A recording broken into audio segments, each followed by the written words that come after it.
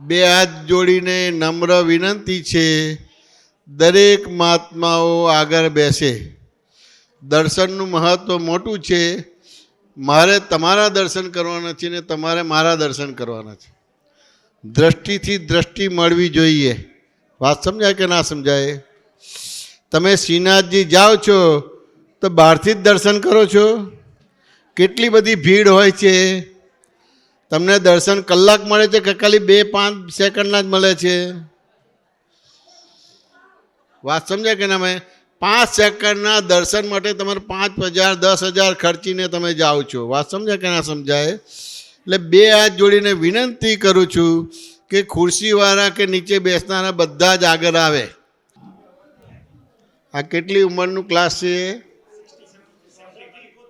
67 વર્ષથી 71 વર્ષ સુધીના છે. જ્ઞાન લીધેલા કે જ્ઞાન લીધેલા? બહુ સરસ, બહુ સરસ, બહુ સરસ. ચાલો હવે આપણે સત્સંગ ચાલુ થાય છે. અવાજ કર્યા વિના બધા ત્રિમંત્ર બોલજો. નમો વિતરાગાય, નમો વિતરાગાય, નમો અરિહંતાણમ, નમો અરિહંતાણમ, નમો સિદ્ધાણમ, નમો સિદ્ધાણમ, નમો વાયરિયાણમ, નમો આયરિયાણમ, નમો વજ્જાયાણમ, નમો વજ્જાયાણમ, નમો લોય સવ્વ સાહુણમ, નમો લોય સવ્વ સાહુણમ, એસો પંચનમુક્કારો, એસો પંચનમુક્કારો, સવ્વ પાવપણાસણો, સપપાવપણાસણો, મંગલાણંચ સવ્વેસીમ, મંગલાણં ચ સવ્વેસી, પરમં હવૈ મંગલમ, પરમં હવૈ મંગલમ. ઓમ નમો ભગવતે વાસુદેવાય, ઓમ નમો ભગવતે વાસુદેવાય, ઓમ નમઃ શિવાય, ઓમ નમઃ શિવાય. જય સચ્ચિદાનંદ. જય સચ્ચિદાનંદ.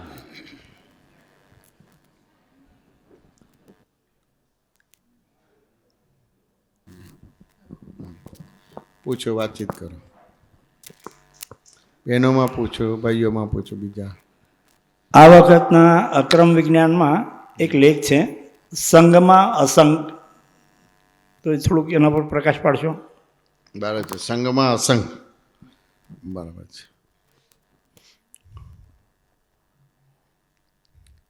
તે કે સંઘમાં અસર રહેવું છે તો એક વસ્તુ સમજવી પડશે. શું નામ તમારું સાહેબ? ભીખુભાઈ છે. તો કે ભીખુભાઈ, તમને ચા બનાવતા આવડે કે ના આવડે? આવડે. આવડે. બરાબર છે. તો હવે ચામાં શું શું જોઈએ તમારે? ચા, ખાંડ, પાણી, વાસણ, આદુ, ઇલાયચી, તપેલી, બધું જોઈએ કે ના ગેસ, જોઈએ? ગરણી, રકાબી, પીનાર, બનાવનાર, રસોડું, આ બધું જોઈએ. જોઈએ. હવે ચા બનાવતા આ બધું ભેગું કરી નાખ્યું હોય તો દૂધ દેખાય ખરું? ના. પાણી દેખાય ખરું? ના. ખાંડ દેખાય ખરી? ના. ચાનો મસાલો દેખાય ખરો? ના. ના દેખાય. ના દેખાય. વાત સમજે ને? હા. પણ જ્યારે પીવો હા. ત્યારે ચાનો સ્વાદ આવે કે ના આવે? આવે. તેમ છતાં દૂધ છે એવું ખબર પડે કે ના હા, ખબર પડે? પડે. જ્યારે પીવો ત્યારે ચાનો સ્વાદ આવે કે ના આવે? આવે. અને પાણી કેટલું નાખ્યું છે ખબર પડે કે ના હા. ખબર પડે? ચા જાડી જ્યારે પાણી પીવો ત્યારે ચાનો સ્વાદ આવે કે ના આવે? આવે. પણ ખાંડ કેટલી નાખી છે ખબર પડે કે ના હા, પડે? પડે. હવે ચાની અંદર તમારે ઇલાયચી નાખવાનો કે ઇલાયચીના ફોતરા નાખવાનો હોય? ઇલાયચી. એટલે ઇલાયચી તો દૂધપાકમાં નખાય. એમાંય ના, પણ તમે વાણીએ નથી. બરાબર છે. નથી વાણિયા નથી. વાણીઓ હોય ને એ ઇલાયચીના ફોતરા નાખે અને ઇલાયચી તો દૂધપાકમાં નખાય. પણ તમે વાણીએ નથી એટલે બરાબર છે જવાબ. વાત સમજાય કે ના સમજાય?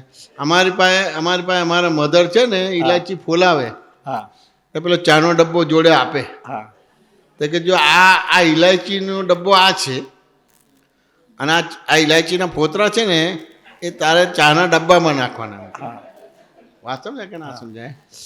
પછી મેં કહ્યું, મમ્મી આ કેમ આ ઇલાયચીને બે જુદું પડે? કે જો આ દૂધપાકમાં ઇલાયચી નખાય, ચામાં ઇલાયચી ના નખાય એમ કે. બરાબર. વાંચો ને એને તમે કહે કે આપણે તો પછી ઇલાયચીવાળી ચા કહે છે તે કાં ફોતરા નાખે ને એટલે ઇલાયચીનો સ્વાદ આવી જાય એમ કે. સુગંધી આવી જાય. વાંચો ને કે ના સમજાય. એટલે હવે ઇલાયચી દેખાય નહીં કે દેખાય તમારે, ના દેખાય. પણ જ્યારે ચા પીઓ તો ઇલાયચીનો હા, સ્વાદ આવે કે ના આવે. લાગે. આ બધી વસ્તુ છે. એટલે દરેક પોતે પોતાના સ્વભાવમાં રહે છે ને તેમ છતાં ચાનો રોલ કરે છે. આ સંઘમાં અસંગ થઈ ગયો. વાત સમજે કે ના બરાબર. સમજાય. હા. દરેક પોતપોતાનો રોલ કરે છે, પણ તેમ છતાંય દૂધનો અનુભવ થાય છે, તેમ છતાંય ચાનો રોલ કરે છે, તેમ છતાં એનો દૂધનો ગુણધર્મ જતો નથી રહેતો, હા. ખાંડનો ગુણધર્મ જતો નથી રહેતો, બરાબર. પાણીનો ગુણધર્મ જતો નથી રહેતો. ચાની અંદર પાણી ના નાખ્યું હોય આચો ને એને તો ચાનો અનુભવ થાય છે, પણ કેવી હોય છે એકદમ કડવી. તો કે પેલી ચા કેવી હોય તો કે પેલી આમ કે પેલું અમારે અમુક આપતા પુત્રો છે ને પક્ષપાતી ચા કે. પક્ષપાતી. હા સમજ ને, પક્ષપાતી એટલે પાણી અંદર નાખ્યું એને પક્ષપાતી ચા કહેવાય. અને પાણી ના નાખ્યું ને એકલા દૂધની ચા હોય તો કે નિષ્પક્ષપાતી ચા, એટલે મારે નિષ્પક્ષપાતી ચા પીવી છે. એટલે ખાલી દૂધની જ ચા બનાવવાની, પાણી ના હોય. હવે અમારા વાણિયાને એવું હોય કે ચામાં પાણી નાખે તો જ એને ચા કહેવાય.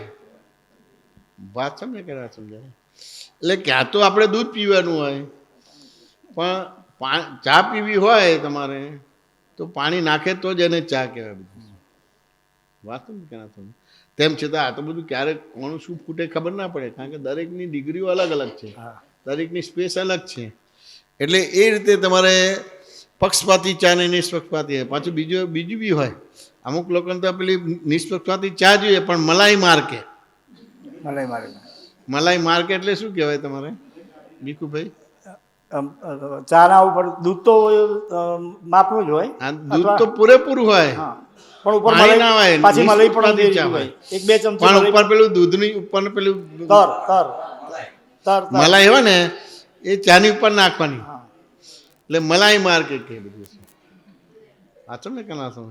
પછી કોઈને ચોકલેટી ચાય જોઈએ, ચોકલેટી તમારે હા. પેલા પાર્લેના બિસ્કિટ હોય ને હા. તો 2 બિસ્કિટ એની અંદર નાખવાના એટલે ચોકલેટી થાય બની જાય.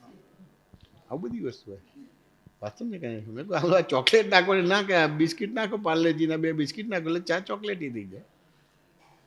બિસ્કિટની અંદર એ ટાઈપનું એનું નાખેલું હોય તમારે તો ચાની અંદર એ ચોકલેટ જેવો એનો સ્વાદ આવે, તમારે ચોકલેટી ચા થઈ જાય.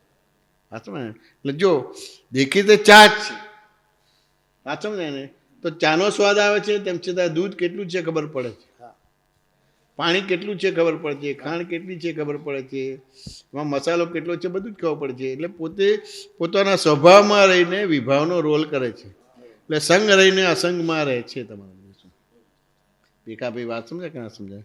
શું કહો છો હસમુખભાઈ? સાહેબ આ સંઘમાં અસંગ એ જે આપણે સમજાવ્યું, અને એ જે ચાનો દાખલો આપ્યો ને એ તો મેં પહેલી વખત આ વાત સાંભળી. અદ્ભુત છે આ વાત. સંઘમાં અસંગ બહુ સરસ વાત છે આ. એમ આપણે તો જોવા જાણવાનો ભાગ છે, એટલે જોવા જાણવામાં તો ચાનો સ્વાદ દેવાનો છે ને. આમ ચા બને તો કે મસ્ત ચા બનાવે, પણ તેમ છતાં સંઘમાં અસંગ જ તમારું બધું. હા. એકદમ ફિટ બેસી જાય. સંઘમાં અસંગ એટલે શું? એ બહુ સરસ.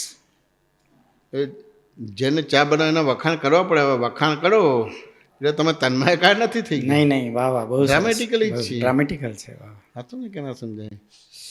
એટલે એ બધાની જોડે છે, તેમ છતાંય જોડે નથી. બધા ગુણધર્મોથી બધા જુદા જ છે.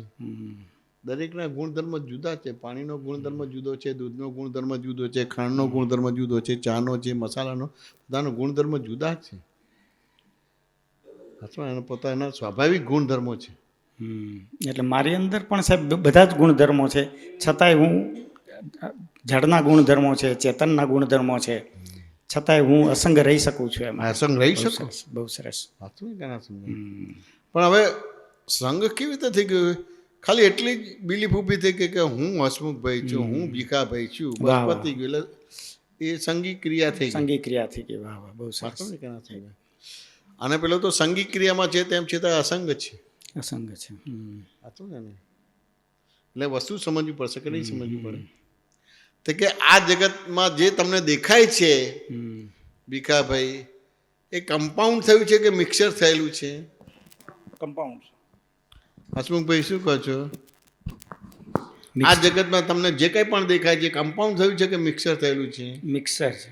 મિક્સર છે. શું કહે છે રુજુતા? હા, શું કહે છે કૃષ્ણા? ના, પછી રુજુતા બોલું તો પછી વાંધો પડી જાય. જરા યોગ્ય સમયે જરા પસ્તાવો કરી લઈએ આપણે બધું. હવે પેલું રુજુતા ટેવ પડી છે ને, આ કૃષ્ણા તો 12 મહિને એકાદ વાર આવે એટલે લોચો, પણ વાંધો પડી ગયો પછી કહેજો વાંધો પડશે ભાઈ. એટલે મારે યોગ્ય સમયે પસ્તાવો કરી લેવો. શું કહે છે આ જગત મિક્સર છે કે કમ્પાઉન્ડ છે? એટલે કમ્પાઉન્ડ કોને કહેવાય ને મિક્સર કોને કહેવાય? માઇક આપો.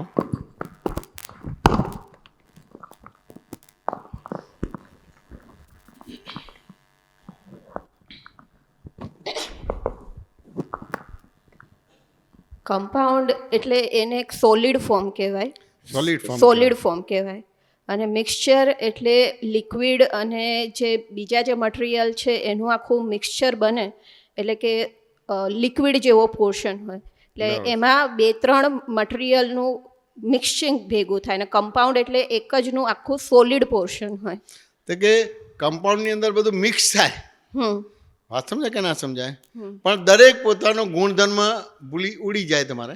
બરાબર છે. અને એક જ ગુણધર્મ રહે, એને કમ્પાઉન્ડ કહેવામાં આવે. બરાબર. અને મિક્સચર હોય તો દરેક ભેગા થાય ખરા, પણ દરેક એના પોતાના ગુણધર્મમાં જ હોય અને પોતાના ગુણધર્મ ઉડી જાય તમારું. બરાબર છે.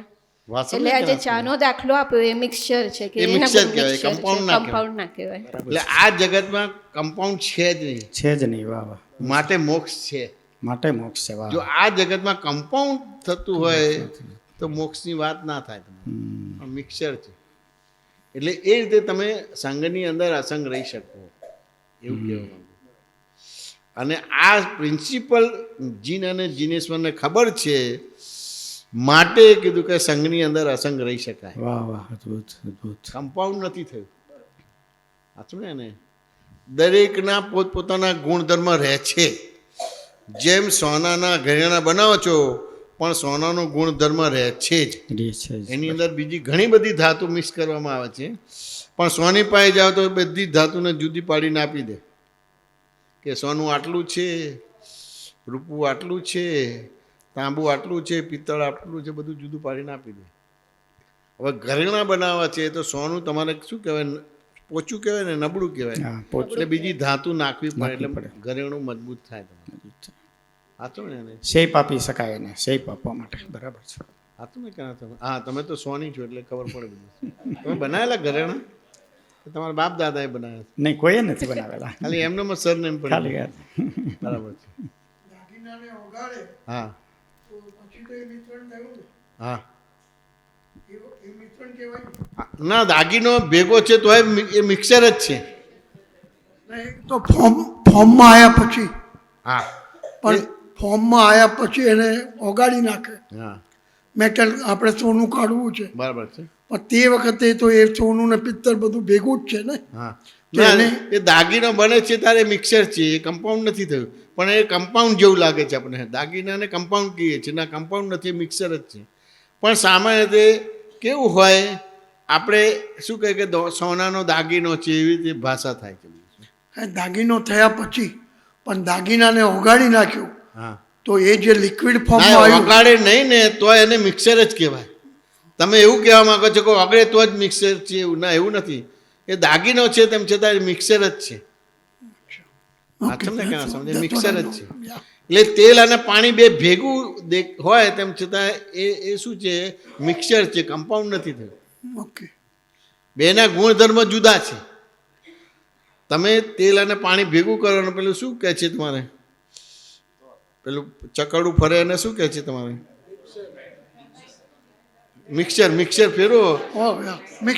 મિક્સર ફેરવો ને તો તમને તેલ દેખાશે જ નહીં, પાણી જ દેખાશે. એટલે તમને શું થશે? તમને ભ્રાંતિ થશે કે આ તેલ અને પાણી બે ભેગા થઈ ગયા. પણ જેવું ગ્રાઇન્ડર છે એ બંધ કરી દેશો અને 2 મિનિટ પછી એ ફરવાનું બંધ થઈ જશે, તમને બે જુદા દેખાશે.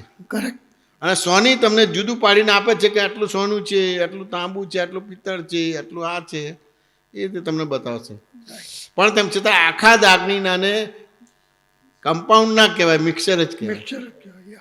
ઓકે. હા સમજ્યા ને? એટલા માટે આપણે આ બોલીએ છીએ કે પ્રકૃતિનો એક પણ ગુણ મારામાં નથી, મારો એક પણ ગુણ પ્રકૃતિમાં નથી. ગુણે કરીને બંને સર્વથા જુદા છે. સામીપ્ય ભાવને લઈને ભ્રાંતિ ઊભી થાય છે, જે સંસાર અધિકરણ ક્રિયાનો હેતુ છે. હવે આ તમારી સામે જે સંયોગ આવે છે એમાં સામ્યપ્ય ભાવ સમજાતો નથી. એટલે હું આમ થઈ ગયો, હું આમ થઈ ગયો, આમ થઈ ગયો, હું આમ થઈ ગયો, આમ થઈ ગયો. વાત સમજાય કે ના સમજાય? પણ તમને ખબર પડે કે સામીપ્ય ભાવને લઈને ભ્રાંતિ ઊભી થઈ જાય છે, જે સંસાર અધિકરણ ક્રિયાનો હેતુ છે, જે જ્ઞાની પાસેથી જ્ઞાન મળવાથી નાશ પામે છે. દિલીપભાઈ વાત સમજાય કે ના સમજાય? એટલે એ રીતે છે. એટલે આ જે કંઈ પણ તમને જગતમાં દેખાય છે અમુક પ્રકારનું મિક્સર, વાત સમજાય કે ના સમજાય, એ તિર્યંજ ગતિમાં નિદ્રા થાય. અમુક પ્રકારનું મિક્સચર એ દેવ ગતિમાં જઈને નિકાલ થાય. વાત સમજાય ને? અમુક પ્રકારનું મિક્સચર એ નર્કમાં જઈને એ નિદ્રા થાય તમારે. અમુક પ્રકારનું મિક્સચર છે એ મનુષ્ય ગતિમાં આવે તો એ નિદ્રા થાય તમારે. તમે કહ્યું ને કે આ જગત મિક્સચર છે, મિશ્રણ છે, હા એના લીધે મોક્ષ નક્કી છે. હા. એ જરાક વધારે સમજાવો. તો કે મિક્સર થયેલું હોય એટલે એ જુદું છે જ બધી વસ્તુ. ભેગું હોવા છતાં એ ક્યારેય પણ ભેગું થતું જ નથી.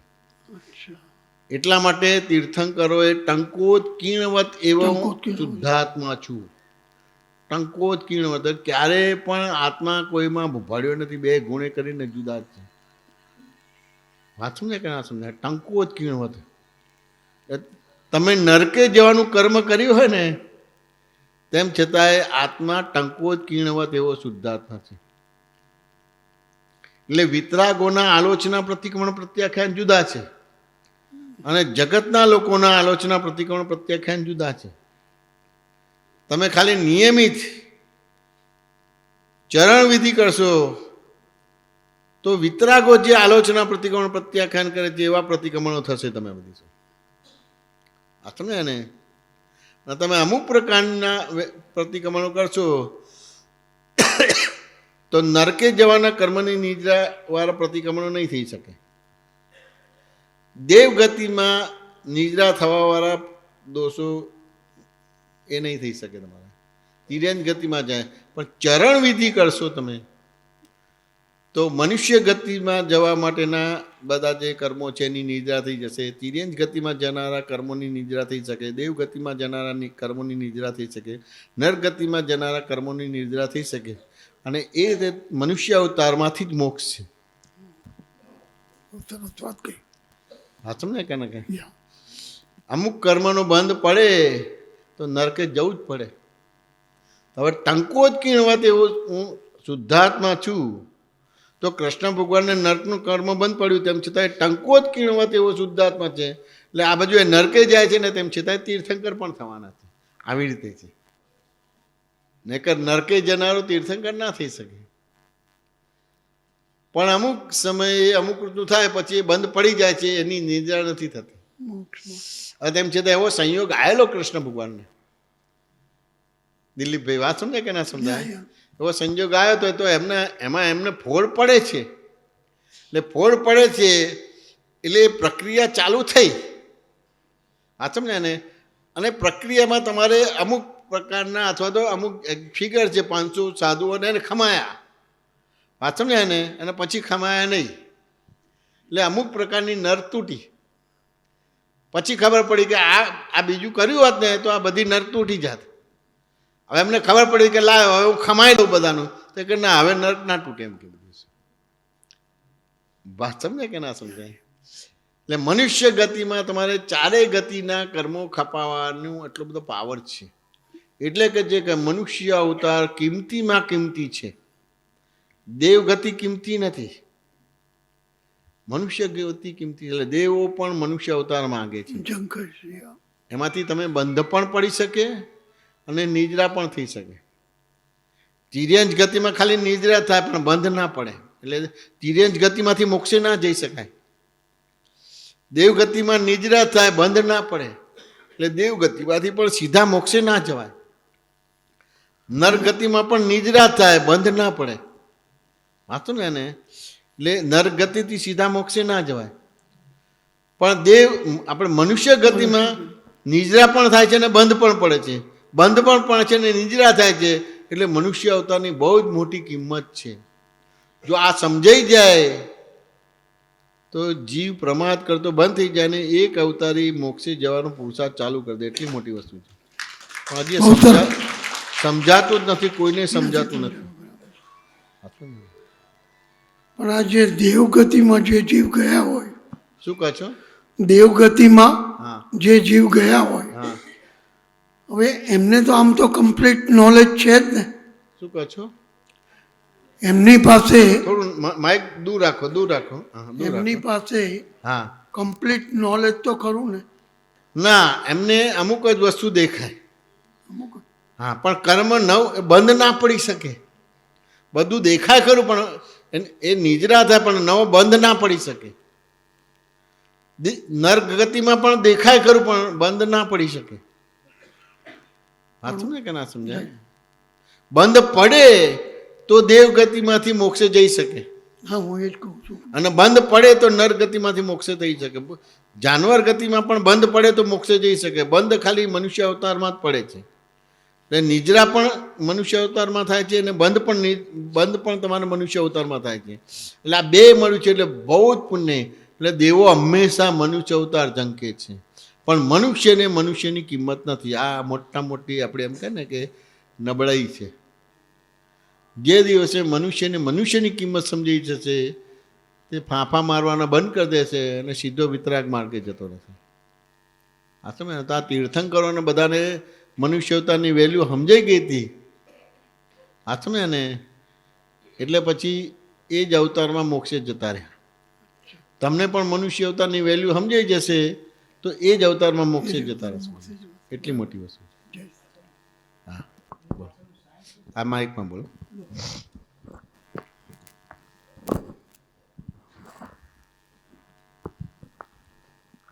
મનુષ્ય ભવ સિવાયના કોઈ પણ યોનિમાંથી બંધ પાડી શકતા નથી.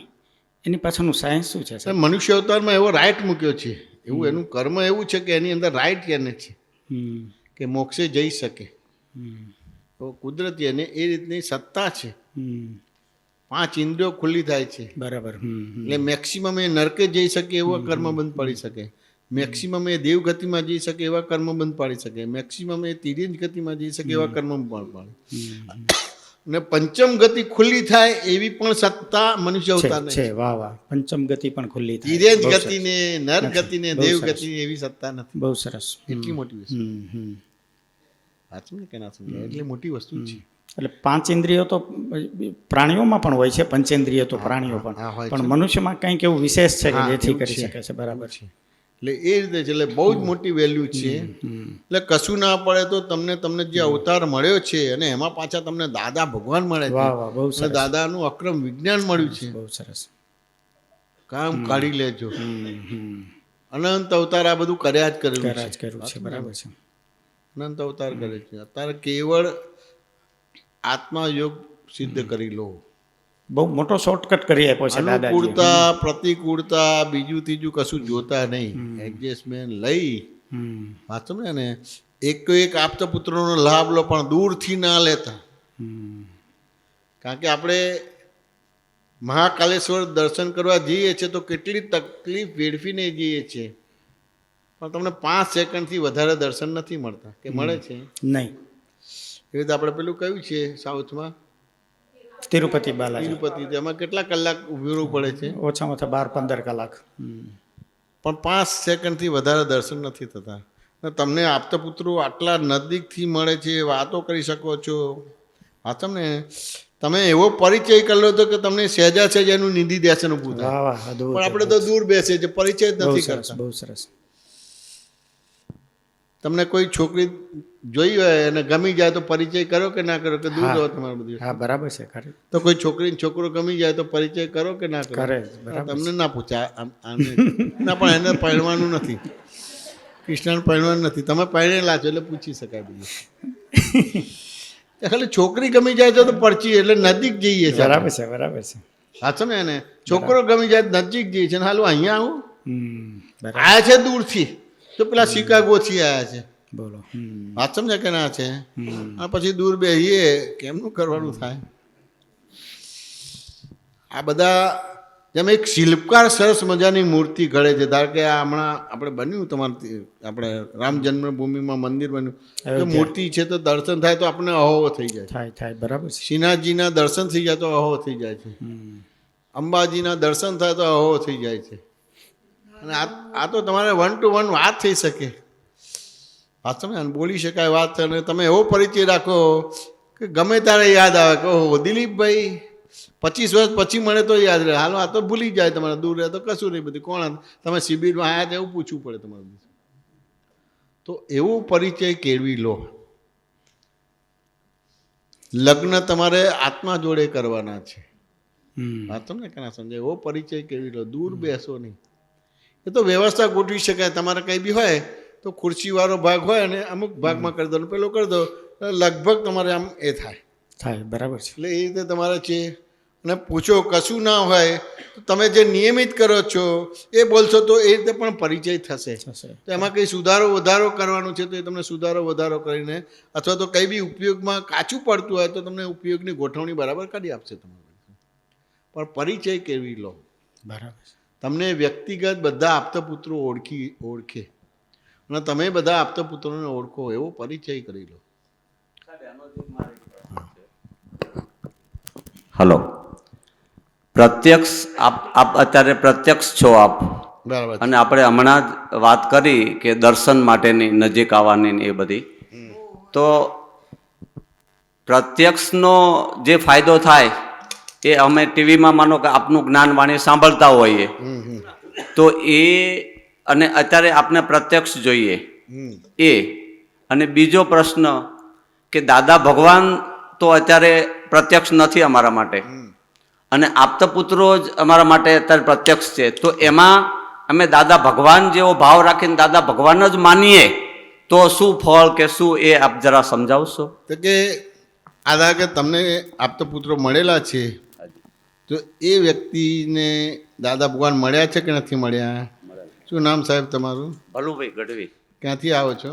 અમદાવાદથી. અમદાવાદથી. એટલે ભીખાભાઈ જોડે આવ્યા છે? અમદાવાદથી. એટલે જોડે આવ્યા છે? ના ના, બે જુદા છો. તમે ગઢવી ને? દરબાર. બરાબર છે. હવે આપતપુત્રોના દાદા ભગવાન મળ્યા છે કે નથી મળ્યા? મળ્યા છે. હવે એને આપણે થોડું હવે શું દાખલાથી સમજીએ. દાદા ભગવાન પ્રગટ દીવો કહેવાય કે ના કહેવાય? હવે પ્રગટ દીવો ને અડે તો આપણો પણ દીવો પ્રગટી જાય કે ના પ્રગટી જાય? ચોક્કસ. એટલે આપતપુત્રનો દીવો પ્રગટી ગયો કે ના પ્રગટી ગયો? હાજી. હવે તમે મને અડી જાઓ તો તમારો દીવો પ્રગટી જાય, એટલે તમે દાદા ભગવાન જ થઈ જાય છે. બરાબર. એટલે દાદા ભગવાન તમને મળ્યા એ બરાબર છે, અને દાદા જે આપવા માગતા હતા એ જ જ્ઞાન તમને મળશે. બરાબર. કરેક્ટ. વાત સમજાય કે ના સમજાય? ચોક્કસ. તમને વ્યવહારમાં અત્યારે ધારો કે હું વાત કરું છું, સત્સંગ કરું છું, તો કોણ બોલે છે? દાદા ભગવાન. દાદા ભગવાન બોલે છે, હું નથી બોલતો. ધારો કે સત્સંગ ચાલુ થાય તો હું એકાદ મિનિટ મૌન રહ્યો તો કે નતો રહ્યો? વાત સમજાય કે ના સમજાય? એટલે ત્યાં આગળ બોલતો હતો કે એ દાદા ભગવાન આ બધા જ મહાત્મામાં બિરાજી જાઓ, તેમજ મારામાં પણ બિરાજી જાઓ. આપ અમારા બધા જોડે સત્સંગ કરો, તેમજ જયમીત જોડે સત્સંગ કરો. આપ સત્સંગ કરો અને અમે સાંભળીએ. બરાબર છે. એટલે હું એ સત્સંગ સાંભળું છું, એટલે દાદા ભગવાન બોલે છે, હું નથી બોલતો. બરાબર. એટલે કીધેલું ઘણા બધા લોકો કે કોઈ આપતપુત્રનું સત્સંગનું ઓડિટ કાઢશો તો એ આપતપુત્ર નહીં, તમે દાદા ભગવાનની જીભ ઉપર પગ મૂકો છો. બરાબર. વાત સમજે કે ના સમજાય? આપતપુત્રો નથી બોલતા, હું બોલું છું એમ કે. સાચી વાત. વ્યવહારમાં કોઈ લાગે કે ભાઈ આ હસમુખભાઈએ પ્રશ્ન કર્યો એનો જવાબ આ નહીં પણ આ બોલવાનો હતો, એટલું બોલે તો એ તમે દાદા ભગવાનની જીભ ઉપર પગ મૂકો છો. બરાબર. હવે એ હસમુખભાઈનો અને જયમીતભાઈનો હિસાબ એ છે તો એનો જવાબ આ રીતે જ નીકળશે. તમારો હિસાબ ને હસમુખભાઈનો હિસાબ જુદો છે તો એ જવાબની શૈલી જુદી રીતે નીકળશે. આ સમજે કે ના સમજાય? પણ સાહેબ દર્શનનો લાભ કેવો હોય? દાખલા તરીકે અમે સત્સંગ સાંભળીએ નહીં અને ફક્ત તમારા અમે 10-15 મિનિટ દર્શન જ આપના કર્યા, બરાબર છે. તો મને એવું લાગે છે કે દર્શનનો બી કંઈક મહિમા એટલો બધો હોય છે. જબરજસ્ત. ધર્મમાં દર્શનનું મહત્વ છે કે નહીં? હાજી. જે કે પણ શાસ્ત્રો છે ને એને દર્શન કહેવામાં આવે છે. હાજી. વાત સમજે કે જે શાસ્ત્રો છે ને આપણા વેદ છે ને એને દર્શન કહે છે. હાજી. વાત સમજે ને આપણી ભગવદ્ ગીતા છે એને દર્શન કહે છે. એવી રીતે તમારે આગમ છે, કુરાન છે, બાઇબલ છે એને બધા દર્શન કહેવામાં આવે છે. બરાબર. દર્શનનું મહત્વ બહુ મોટી વસ્તુ છે. અને આપણી ગુજરાતી કહેવત છે કે જેવી દ્રષ્ટિ એવી સૃષ્ટિ બની જાય. હા સમજ્યા ને? એ જે એટલે જ આપે કીધું બધાને નજીક આવો, આપ એમના દર્શન કરો, અમે આપના દર્શન કરીએ, તો એ મહિમા સમજાવવા માટે. હાલે મહિમામાં એવું છે કે હું જૈન છું. હાજી. વાત સમજે કે ના સમજાય? તો અમારે જૈનની અંદર કોઈ બી મંદિરમાં જઈએ ને, હાજી. વાત સમજે ને, હાજી. તો અમારે એક સ્તુતિ બોલવાની રહે. અમે નાના હતા ત્યારે બધા પાઠશાળા શિબિરમાં જતા હતા ત્યારે આ બધી વસ્તુ આપે. જે બી પંડિત હોય કે મહારાજ સાહેબ હોય ને, બધા હાજી. સાધુ હોય, આચાર્ય હોય, ઉપાધ્યાય હોય, ગજાતી બધી અલગ હોય, પણ સામાન્ય રીતે તમારે અમુક ભાગમાં પંડિત મૂક્યા હોય, કારણ કે બધે સાધુ પહોંચે નહીં, કારણ કે સાધુ એક જગ્યાએ રહી ના શકે હાજી. ને વિહાર કરવું પડે. એટલે પંડિતજી એ કરે 12 મહિના સુધી તમને ભણાવે ને કરે બધું ધર્મનું ને આ તે બધી વસ્તુ. હાજી. અમુક બધું પંડિત સમજાવે, અમુક સાધુ સમજાવે, અમુક આચાર્ય સમજાવે, અમુક ઉપાધ્યાય સમજાવે. વાંચો ને કે ના સમજાય? તો એમાં અમારે મંદિરમાં કેવી રીતે દર્શન કરવાના, હાજી. વાંચો ને, તો ત્યાં આગળ જઈને બોલીએ તો કે ત્યાં આગળ જો અંદર એન્ટર થઈએ છે એટલે ભગવાનના દર્શન થાય. હાજી. એટલે ત્યાં આગળ બોલીએ દર્શનમ દેવ દેવેશ્યમ. અચ્છા. વાત સમજે કે ના? દર્શનમ દેવ દેવેશ્યમ એટલે દર્શનમાં તમને દેવના દર્શન થાય. બરાબર. વાત સમજે કે ના સમજાય? તો દર્શનમ પાપ અનાશનમ, એ દેવના દર્શન થાય તો તમારો પાપનો નાશ થાય. નાશ થઈ જાય. બરાબર. વાત સમજાય ને? દર્શનમ દેવ દેવશ્યમ એટલે દેવના દર્શન થાય ને એના આધારે તમારો દર્શનમ પાપ અનાશનમ પાપનો નાશ થાય. બરાબર. હવે દર્શનમ પાપનાશનમ, દર્શનમ સ્વર્ગ સોપાનમ એટલે પાપનો નાશ થાય એટલે દર્શન એ સ્વર્ગનું સાધન બને છે. બરાબર. આ સમજે ને? અને પછી દર્શનમ મોક્ષ સાધનમ, મોક્ષ સાધન. બરાબર. આ સમજે? મોક્ષનું સાધન બને છે. સાધન. એટલે પાપનો નાશ પણ થાય છે. હા હા. આ સમજે? દર્શનમ સ્વર્ગ સોપાનમ પણ થાય છે અને દર્શનમ મોક્ષ સાધનમ. એટલે દર્શનનો આટલો મહિમા. આટલો મોટો મહિમા છે. એટલા માટે મેં જોયું ને બધા, એટલે મને થયું ખ્યાલ બધા કંઈ ને કંઈ મુંબઈથી, સુરતથી, વડોદરાથી, આથી એના બધા ગલી ગુચ્ચીમાંથી બધા આવ્યા છે બધા. એટલે ત્યાંથી આવ્યા છે ને અહીંયા થાકી ગયા કે છે તું બેસે છે. એટલે આમ આપતો પુત્ર તો છેક નદી ખાવાનું હોય, દ્રષ્ટિથી દ્રષ્ટિ મળી જોઈએ. એ તો સાહેબ ભગવાનના દર્શન કરીએ, પણ આ તો પ્રત્યક્ષના દર્શન ને. પ્રત્યક્ષના. સજીવન મૂર્તિની લક્ષ સાથે વ્યવહાર કરો, બરાબર. આ એક જ ક્ષણમાં મોક્ષ થઈ જાય. હાજી. હા સમજે ને? પણ તેમ છતાં એવી પુણ્ય લઈને આવ્યા નથી કે સજીવન મૂર્તિ તમને મળી જાય. હાજી. એટલે પછી આ સાધનો મૂક્યા છે. મંદિર છે, મસ્જિદ છે, ગુરુદ્વાર છે, ચર્ચ, બધા સાધનો મૂક્યા છે. બરાબર. એટલે શાસ્ત્રો છે એટલે દર્શન મૂક્યા છે બધા, કે ભાઈ વેદ છે, ઉપનિષદ છે, આગમ છે, કુરાન છે, બાઇબલ છે. વાત સમજે ને? એ બધા સાધન તરીકે મૂક્યા છે. એ સાધનથી એટલે જેમ તમે રેલવેમાંથી તમે અહીંયા જોધપુર તિવરી આવી શક્યા, એ સાધનો છે તમને બધી. વાત સમજે ને? પણ કરતાં કરતાં તમારી દ્રષ્ટિ નિર્મળ થઈ ગઈ અને યથાર્થ ભગવાનના દર્શન થઈ ગયા તો દર્શનમ મોક્ષ સાધનમ. હાજી. દર્શનથી પાપનો નાશ થાય છે, દર્શનમથી સ્વર્ગનું સોપાન બને છે, દર્શનથી મોક્ષનું સાધન ઊભું થાય છે. આટલી મોટી વસ્તુ છે. એટલે આખી તમારી જે દ્રષ્ટિ છે એ દ્રશ્યમાં પડેલી છે. એ દ્રશ્યમાંથી ખસીને દ્રષ્ટિ દ્રષ્ટામાં પડે, અને જેવી દ્રષ્ટિ દ્રષ્ટામાં પડી એ સમયે તમે દાદા ભગવાન થઈ જાઓ છો. દાદા ભગવાનને તમે પછી અલગ નથી થઈ જતા. બરાબર. વાત સમજાય કે ના સમજાય? એટલી મોટી વસ્તુ. જેમ ગોપીઓને છે તે કે એ દર્શનનું મહત્વ હતું. હા તો આપણને લાગે કે આ રાસ રમે છે, ના, એને કૃષ્ણ સિવાય કશું દેખાય જ નહીં. એ પ્રકૃતિમાં હતા જ નહીં, પરમાત્માને જ જોતા હતા બધી. શું આ દર્શન મોક્ષ સાધન બહુ મોટું છે. દર્શનનું મહત્વ બહુ જ મોટું છે, જબરજસ્ત. અમે તો અમદાવાદમાં દર્શન દાદા આવે ને તો જ્યારે એન્ટર થાય ને તો ખુરશી ઉપર ઉચકતા હતા. હા. તો આવી રીતે બેઠા હોય ને તો દાદા આમ જાય, પછી આમ જાય, પછી આમ જાય, પછી આમ જાય, પછી આમ જાય, બધાને દર્શન આપે. આમ કરે. વાંચો, બધાને દર્શન આપે. હાજી. અને તમને પોતાને થાય કે દાદાએ મારી સામે જોયું, દાદાએ મારા દર્શન સ્વીકાર્યા. વાત સમજે કે ના સમજાય? અને પછી 5 મિનિટ 10 મિનિટ પછી તમારે સ્ટેજ ઉપર બેસે, ત્યારે પાછા જાય ત્યારે પણ સેમ આ પદ્ધતિ. પછી ગાડીમાં બેસે તો પછી લાઈન લાગી જાય. તારે બધાને તપલા મારે તે અમે તો પહેલા જોઈએ પેલી ખુરશીઓ એટલે પહેલા જોઈએ તપલું મારે ને એટલે પાછો છેક છેલ્લી લાઈને જતા રહીએ પાછળ ને એને ફરતી બીજું તપલું મળે પાછળ ને એને પછી અમારી પાછળ બીજી લાઈન લાગે દર્શન મળે એટલે પાછા જઈ અને પછી લાઈનમાં ઊભા રહીએ એટલે ત્રીજા એમ તો 4-5 બીજા તપલા મળે બધું આ દર્શન કોઈ શાસ્ત્રનું વાંચન નથી કર્યું દેવ એટલે યથાર્થ ભગવાનના દર્શન થઈ જાય બધું બરાબર વાંચું ને એટલે બહુ મોટી વસ્તુ છે એટલે એકવાર એવો એક પ્રસંગ બન્યો હતો નામ ભૂલી ગયો સાહેબ ભલુભાઈ ગઢવી બલુ ભલુ BHALU કનુભાઈ ક્યાંથી આવો છો અમદાવાદ ઈશનપુર કિશનપુર છે બહુ સરસ કનુભાઈ તો કે એકવાર એવું પ્રસંગ બન્યો કે જ્ઞાનનો પ્રોગ્રામ ગોઠવાયો હાચો ને જ્ઞાનનો પ્રોગ્રામ ગોઠવાયો તો એક વ્યક્તિ હતી બહુ સારી હતી તો એમને ધીમે ધીમે કીધું કે તમે જ્ઞાનમાં બેસી જાઓ એમ કે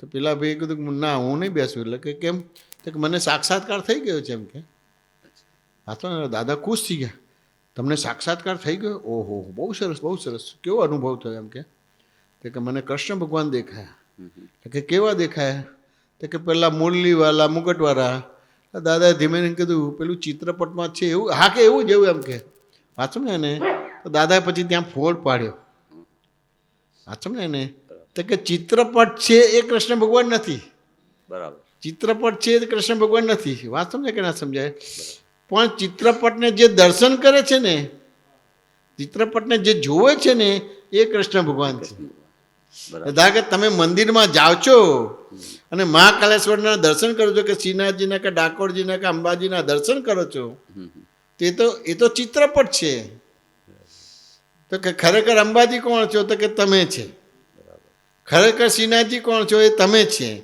ખરેખર ડાકોરજી કોણ છો એ તમે છે ખરેખર તિરુપતિ બાલાજી કોણ છો તમે છે એટલે કે ચિત્રપટ છે એટલે ચિત્રપટ નહીં વાંચો ને કે સમજાય પણ ચિત્રપટનું જે દર્શન કરે છે એ કૃષ્ણ ભગવાન છે આટલું દાદાએ ધીમે ધીમે ફોડ પાડી દીધો એટલે દ્રશ્યમાંથી જે એની દ્રષ્ટિ હતી ને એ ખસેડી અને દ્રષ્ટામાં બેસાડી દીધી એટલે એને દર્શન કહેવામાં આવે છે બરાબર આ સમજાય કે ના સમજાય અને એ રીતે એને દર્શને એ પાપનો નાશ કરે છે કયા પાપનો જે 4 ગતિને 84 લાખ યોનીમાં ભટકાવે બરાબર આ સમજાય ને એટલે આપણા બધાની દશા કેવી છે જ્યાં સુધી જીન કે જીનેશ્વર મળે નહીં ને એટલે બકરું કાઢતા ઊંટ પહેરી જાય બરાબર અને ઊંટ કાઢતા બકરું પહેરી જાય પછી કાઢતા કનુભાઈ થાક લાગે કે ના લાગે પછી ઊંટ ને બકરું બે જતા રહે કે બે પહેરી જાય બે પહેરી ગયા છે એટલે બાવાના 2 બગડ્યા છે આ લોકનો પલ્લોક 2 બગડ્યા છે તમારું સાચી વાત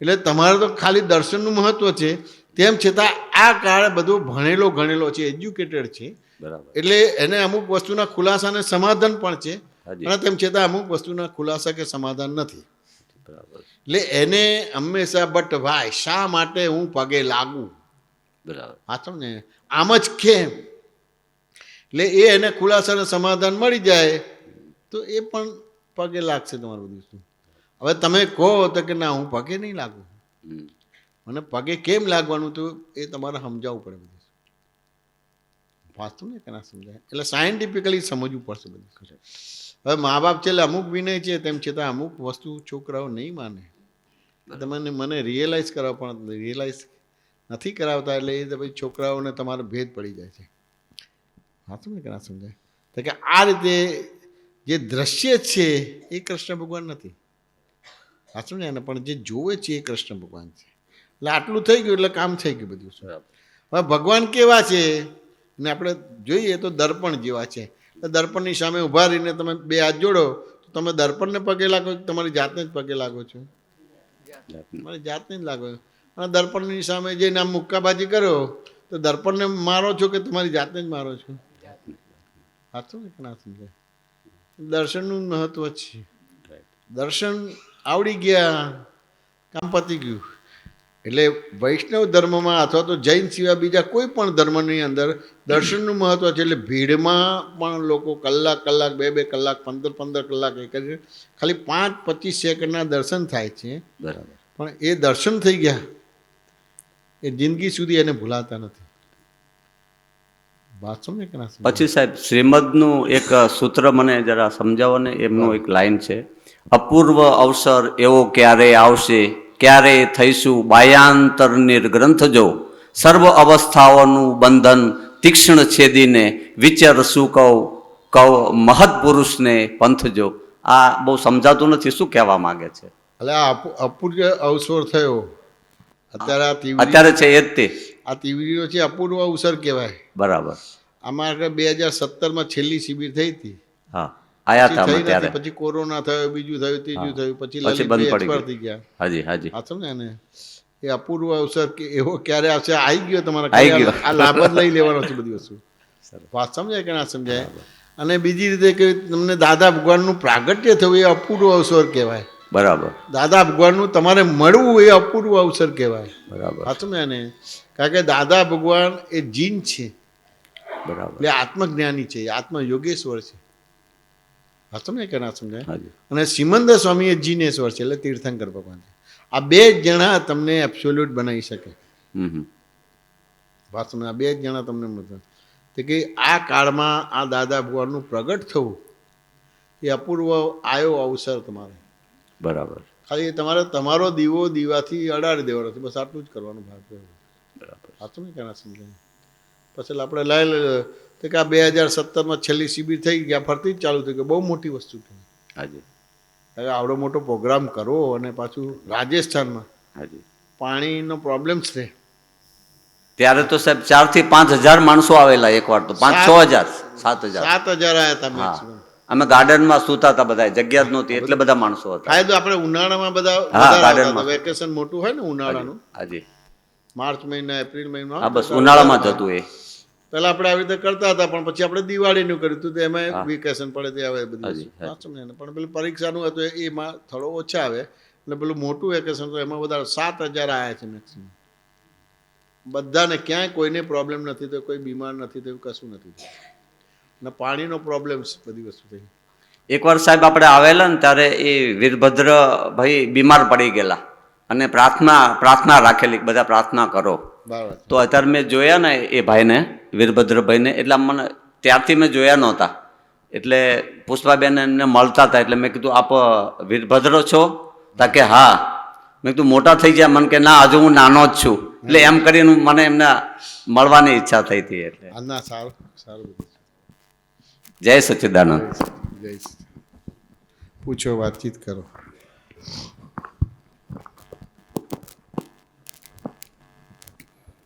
એક દાદાજીની વાત મેં સાંભળેલી કે અત્યારે મન વચન કાયાનો એકાત્મ યોગ તૂટી ગયો છે આ કળિયુગમાં. હા, એ કળિયુગમાં તૂટી ગયું. એટલે આત્મા છૂટો પડી ગયો છે, આવા દાદાજીના શબ્દો હતા કે મન વચન કાયાનો એકાત્મ યોગ તૂટી ગયો છે, એટલે આત્મા છૂટો પડી ગયો છે. એટલે એનો અમે લાભ લઈને આ અક્રમ વિજ્ઞાન આપ્યું છે. તો આત્મા છૂટો પડી ગયો છે એટલે શું કહેવા માગે છે કે મન વચન કાયાનો એકાત્મ યોગ તૂટી જાય તો આત્મા છૂટો પડી જાય? આ થોડુંક સમજાવો મને. એકચ્યુઅલી કેવું છે કે ઋષભદેવ ભગવાનના ટાઈમમાં મન વચન કાયાના એકાત્મ યોગને ધર્મ કહેવાતો હતો. બરાબર. અત્યારે એ એમ થાય ને કે ભાઈ એમ કે પેલો લપસતો હિન્દુ મુસલમાન ક્રિશ્ચન એવી રીતે ધર્મ થઈ ગયો, એટલે કચ્છ મતનો સંપ્રદાય થઈ ગયા. બરાબર. પણ ઋષભદેવ ભગવાનના ટાઈમમાં આ ત્રણેય મંત્રો સાથે હતા. હાથમાં ને? અને ઋષભદેવ ભગવાનના સમયની અંદર મન વચન કાયનો એકાત્મ યોગ હતો. બરાબર. હાથમાં ને? પણ જેમ જેમ સમય એ થયો એટલે મન વચન કાયનો એકાત્મ યોગ બધો એ થઈ ગયો. કારણ કે એ જ્યાં સુધી 24 તીર્થંકરો હોય, એક તીર્થંકરનો નિર્વાણ થાય એટલે બીજા તીર્થંકર જન્મે તમારા. બરાબર. એટલે એ બધા સતયુગમાં જન્મે તમારા. એટલે એ ફરી બધાના મન વચન કાયના એકાત્મ યોગ હોય. સાચું ને? એટલે મન વચન કાયના એકાત્મ યોગને જ ધર્મ કહેવાતો હતો. બરાબર. સાચું ને? અત્યારે ઉતરતો કાળ છે, તો જેવું મનમાં છે એવું વાણીમાં નથી, અને મન અને વાણીમાં છે એવું વર્તનમાં નથી. એટલે ત્રણેય જુદું છે બધી વસ્તુ. એટલે એકાત્મ યોગ તૂટી ગયો છે, એટલે પછી આ તમારે આત્માનો યોગ પણ છૂટી ગયો તમારો. એટલે આત્મા છૂટો પડી ગયો છે આ છૂટો પડી અને જ્યારે મન વચન કાયનો એકાત્મ યોગ હોય ત્યારે એ ત્રણેયની અંદર આત્મા જોઈન્ટ થયો એવું એવું એટલે આ દાદા ભગવાનના અસીમ જે જીકારો છે એ મન વચન કાયના એકાત્મ યુગ કરાવવા માટે છે. કરાવવા માટે છે વાત બરાબર. સમજે કે ના સમજાય? મન વચન કાયનો એકાત્મ યુગ કરવા માટે છે. વાત સમજે ને? હવે મન વચન કાયનો એકાત્મ યુગ છૂટી ગયો છે તો જેના કરતા જ નથી એના કરતા બન્યા. વાત સમજાય કે ના સમજાય? એટલે તમે કાયથી જુદા થયા કે ના થયા? એવી રીતે તમે બોલનારા થાવ છો પણ ખરેખર તમે બોલનારા જ નથી. એટલે વાણીથી જુદા પડ્યા કે ના પડ્યા? બરાબર. વાત સમજાય ને? એવી રીતે તમે વિચારનારા નથી તેમ છતાં હું વિચારું છું, હું કરું છું, હું બોલું છું. વાત સમજાય કે ના સમજાય? એટલે તરત જ મન વચન કાયનો એકાત્મ યુગ તૂટી ગયો. આ દાદા ભગવાનના અસીમ જીકારો છે એ તમે બોલો છો એટલે વાણીમાં આવે છે તમારે. બરાબર. વાત સમજાય કે ના સમજાય? એવી રીતે તમારે તાલી પાડો છો એટલે કાયાની અંદર ઇન્વોલ્વ થાય છે. વાત સમજાય ને? એવી રીતે દાદા ભગવાનના અસીમ જીકારો તમારે વાંચો છો, અક્ષરે અક્ષર વાંચો છો એટલે ત્યાં આગળ તમારે મન તમારે મન involve વચન થાય. કાય બરાબર છે. અને એ રીતે મન વચન કાય ઇન્વોલ્વ થાય છે. વાત સમજાય કે ના સમજાય? એટલે તમારો એકાત્મ ખુલ્લો થયો એટલે તરત જે આત્મા તમારે વિખૂટો પડી ગયો છે એ પાછો આવી જાય. બરાબર છે. એટલે દાદા ભગવાને બહુ સરસ કીધેલું કે અત્યાર સુધી તો તમને જ્ઞાન આપ્યું એવી રીતે લોકોને હવે જ્ઞાન થશે. વાત સમજાય કે ના સમજાય? પણ હવે દાદા ભગવાનના નામની કોઈને એલર્જી નથી એમ કે. બરાબર. વાત સમજાય કે ના સમજાય? એટલે હવે જ્ઞાનનો પ્રયોગ નહીં થાય પણ ખાલી દાદા ભગવાનના અસીમ જે ચિકારો તમારે 1 કલાક બોલશે બરાબર. તે બોલશે એમાં જ એને જ્ઞાન થઈ જશે. થઈ જશે. વાહ વાહ બહુ સરસ. એટલે કે એ જરૂરી નથી બધું. નથી બરાબર. વાત સમજાય કે ના સમજાય? તેમ છતાંય અક્રમ વિજ્ઞાન 10 લાખ વર્ષે ખુલ્લું થયેલું છે અને આવા 60,000 દીવડા પ્રગટાયેલા છે. એટલે એ રીતે દાદા ભગવાન જે રીતે અક્રમ વિજ્ઞાન આપતા હતા એવી રીતે માર્ગ ખુલ્લો રહેશે. એટલે ઘણા સમય સુધી હજી ખુલ્લો રહેશે. પછી ધીમે ધીમે ધીમે ધીમે પછી ક્રમિક થઈ જશે. વાત સમજાય કે ના સમજાય? એટલે આ રીતે બધું. એટલે મન વચન કાયનો એકાત્મ યોગ હોય એટલે મનમાં જેવું હોય એવું વાણીમાં આવે, એવું જ વર્તનમાં આવે. હા, વર્તનમાં. એટલે દરેકની પાછળ પોતાનો અહંકાર કામ કરે છે. જેવી વાણી એવું જ વર્તન, એવું જ વિચાર. એટલે એ અહંકારનો જે પાવર છે એ કોન્સન્ટ્રેટ થાય છે, ત્યાં ભેગું થાય છે. એટલે એની હાજરી છે ત્યાં, એવું કહી શકાય ને? હા, થઈ શકે. થઈ શકે. બરાબર. ખરું. બરાબર. પ્રકૃતિમાંથી હું નીકળી જાય, પોતે નીકળી જાય. પ્રકૃતિમાંથી હું નીકળી જાય, ગુણ નીકળી જાય, હું નીકળી જાય, હું નીકળી જાય, પોતે નીકળી જાય તો પછી એ પ્રકૃતિ સામાન્ય વાગતી નથી. જેમ પ્લગ કાઢી લે તો સપ્લાય આવે નહીં. મતલબ પ્રકૃતિમાં હું મારું હાજર છે તો જ કસાયો છે, નહીં તો નથી. થોડુંક સમજાવો ને સાહેબ આમાં. શું સમજવું છે આમાં હસમુખભાઈ તમારે? પ્રકૃતિમાંથી પોતે નીકળી જાય, હું નીકળી જાય. બરાબર છે. તો હુંનું કેમ આટલું બધું મહત્વ છે એમ કે જેથી કરીને એ સામાન્ય વાગે છે એમ અને સામાન્ય એની અસર કરે છે એમ. બરાબર. એટલે આ થોડુંક પ્રકૃતિ તો પ્રકૃતિ જ છે પણ એમાં હુંનું કેમ આટલું બધું મોટું મહત્વ છે એ થોડુંક સમજવું છે. તો કેવું છે કે જેને આ જ્ઞાન નથી એને પ્રકૃતિમાં હું હોય જ, બાય ડિફોલ્ટ જ હોય જ. વાસ્તવ ને કે ના સમજ? પૂછીએ ને કે તમે કોણ છો તો કે હું જયમેશ છું. આ વાક્ય રચના બોલે કે ના બોલીએ? હા બોલે. હું હસમુખભાઈ છું. આ વાક્ય બોલીએ કે ના બોલીએ? હા બોલીએ. હા સાચું ને? એટલે હું જયમેશમાં એક્ટિવ થયો એટલે પ્રકૃતિ થઈ ગયો. બરાબર. સાચું ને? એને હવે પ્રકૃતિ શબ્દ લગભગ સમજાય નહીં તો એની સેજ ડિટેલ્સમાં જઈએ તો વેદ ઊભા થઈ ગયા. વેદ ઊભા થઈ ગયા. વેદ ઊભા થઈ ગયા. વેદ એટલે શું? સ્ત્રી વેદ, પુરુષ વેદ અને નપુંસક વેદ ઊભો થઈ ગયો. બરાબર. સાચું? એટલે સ્ત્રીલિંગ, નપુંસકલિંગ અને પુરુષલિંગ, બરાબર. આ 3 વેદ ઊભા થઈ ગયા. હું હસમુખભાઈ છું એટલે 3 વેદ ઊભા થઈ ગયા. બરાબર. એટલે એ પ્રકૃતિ કહેવામાં આવે. વાસ્તવ ને કહે તો ખરેખર તમે હસમુખભાઈ છો? ના. તો ખરેખર કોણ છો? ખરેખર હું શુદ્ધ આત્મા છું. શુદ્ધ આત્મા છું. વાસ્તવ ને કે ના સમજાય? પણ તેમ છતાંય હું હસમુખભાઈ છું એ તમારી બિલીફમાં છે અને બિહેવિયરમાં પણ છે. તમારી માન્યતામાં અને તમારી વર્તણૂકની અંદર પણ એ છે. છે. હા. એટલે આખું એમ કે ને કે એ તમારા અણુ પરમાણુ શ્વાસ ઉચ્છ્વાસ અસ્થિ મજ્જાને બ્લડમાં પેસી ગયેલું છે. બરાબર. વાત સમજે ક્યાં સમજાય? આ ખાલી જીન એટલે જ્ઞાની પુરુષ, હમ. એ અનુભવી આત્મજ્ઞાની પુરુષ એને જીન કહેવામાં આવે. બરાબર. અને બીજા જીનેશ્વર જેને તીર્થંકર ભગવાન કહેવામાં આવે. હમ. આ બે પુરુષ જ હોય ને એ પ્રકૃતિમાંથી હું ખેંચી લીધેલું હોય તમારે.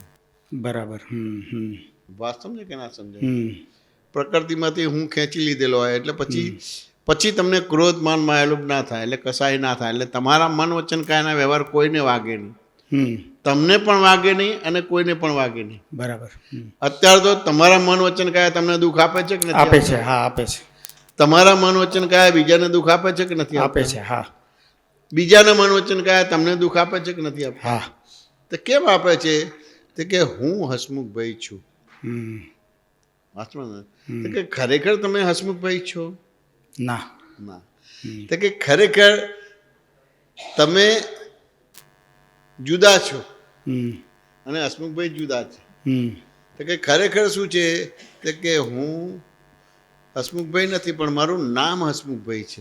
હમ. જેવું બોલ્યા કે મારું નામ હસમુખભાઈ છે એટલે તમે એટલે કે હું હમ. પ્રકૃતિમાંથી છૂટો પડી ગયો. બરાબર. હમ. હા સમજ્યા ને? હમ. એટલે પછી દાદાએ ત્યાં આગળ સ્ટેપ આપી, મેથેમેટિકલી સ્ટેપ આપ્યો હમ. કે વ્યવહાર દ્રષ્ટિથી હું હસમુખભાઈ છું અને નિશ્ચય દ્રષ્ટિથી હું શુદ્ધાત્મા છું. હમ. હા સમજે ને? હમ. હવે આ દિવસ દરમિયાન તમારે અમુક રીતે અવકાશ મળે ત્યારે આ બે દ્રષ્ટિથી તમારે જોઈ લેવાનો ભાગ રહે. બરાબર. હા સમજે ને? શરૂઆતમાં પોતાના ઉપર લેવાનો ભાગ રહે. હમ. હા સમજે ને? હાજી. કે ભાઈ વ્યવહાર દ્રષ્ટિથી હું હસમુખભાઈ છું, વ્યવહાર દ્રષ્ટિથી હું એન્જિનિયર છું, હમ. વ્યવહાર દ્રષ્ટિથી હું હસબન્ડ છું. વાત સમજે કે હાજી, ના હાજી. સમજાય? વ્યવહાર દ્રષ્ટિથી હું કોઈનો ફાધર છું, હમ. વ્યવહાર દ્રષ્ટિથી મારા સિસ્ટરનો બ્રધર છું. આ પોતાના ઉપર લીધું. બરાબર. વાત સમજે કે ના હાજી, હા. સમજાય? એવી રીતે છોકરા હોય ને એના છોકરા હોય તો વ્યવહાર દ્રષ્ટિથી એનો દાદો પણ છું. બરાબર છે. હાજી. વાત સમજે કે ના હા. સમજાય? હા. એટલે એ રીતે ત્યાં આગળ આ વ્યવહાર દ્રષ્ટિથી એનો દાદો છું, હું છોકરો છું, હસબન્ડ છું, ફાધર છું. વાત સમજે કે ના સમજાય? હાજી. એટલે એ રીતે હું ત્યાં પ્રકૃતિમાંથી ખેંચાઈ ગયું. હમ. બરાબર. ના સમજાય? હાજી. એવી રીતે આપણે બીજી રીતે જોઈએ, બહારના ભાગમાં જોઈએ તો કે વ્યવહાર દ્રષ્ટિથી મારો છોકરો છે, બરાબર. વ્યવહાર દ્રષ્ટિથી મારા વાઈફ છે, હમ. વ્યવહાર દ્રષ્ટિથી મારા મધર છે, ફાધર છે. હમ. આ વ્યવહાર દ્રષ્ટિથી મારા સિસ્ટર છે. બરાબર. આ શું છે? હાજી. અને ખરેખર કોણ છે? તો કે શુદ્ધાત્મા. હમ. એટલે બરાબર. આ રીતે કર્યું એટલે પ્રકૃતિમાંથી હું ન્યાસ થઈ ગયો. ન્યાસ થઈ ગયો. બરાબર. ન્યાસ થઈ ગયો. હમ. આ સમજ્યા ને? એટલે પછી આ પ્રકૃતિ એટલે કે મન વચન કાયા હમ. હમ. અથવા તો હસમુખભાઈનો કોઈ પણ વ્યવહાર મન વચન કાયાનો 5 જ્ઞાનેન્દ્રિય 5 કર્મેન્દ્રિય મન બુદ્ધિ ચિત્ત અહંકાર વાળો વ્યવહાર કોઈને વાગશે નહીં. હમ. અહિંસક થઈ જશે. હમ. હા સમજે ને? હમ. અહિંસકને આપણે બીજી રીતે લઈએ તો કે ડ્રામેટિકલી થઈ જશે. હમ. જેમ ખરેખર તમારા વાઈફ છે, હમ. હા સમજ્યા ને? ખરેખર તમારું ઘર છે, ખરેખર તમારા છોકરા છે. હા સમજ્યા ને? અને તમારા ડ્રામામાં જે રોલ આવે છે તો એના વાઈફ જુદા છે. હમ. હમ. હા સમજ્યા ને? છોકરાઓ જુદા છે, એનું ઘર જુદું છે, એની ગાડી જુદી છે. હા સમજ્યા? તો એ નિરંતર ભેદાંકન રહે છે કે નથી રહેતું? રહે છે. બરાબર. એટલે મારું નામ અને હું બે જુદા જ રહે છે. હમ. એટલે પછી એ ડ્રામેટિકલી વ્યવહાર છે કે તમે જોજો સિનેમા જોવા જશો તો તમને ખબર છે કે ડ્રામેટિકલી છે આ બધી વસ્તુ, ઓરિજિનલ નથી. હમ. વાંચો ને? હમ. એટલે એ ડ્રામેટિકલી છે એટલે એમાં ઘણી બધી વસ્તુ બનશે હમ. કે કોઈનું ખૂન કરશે કોઈ હમ. તો તમે પોલીસ સ્ટેશને ફોન નહીં કરો. નહીં કરે. બરાબર છે.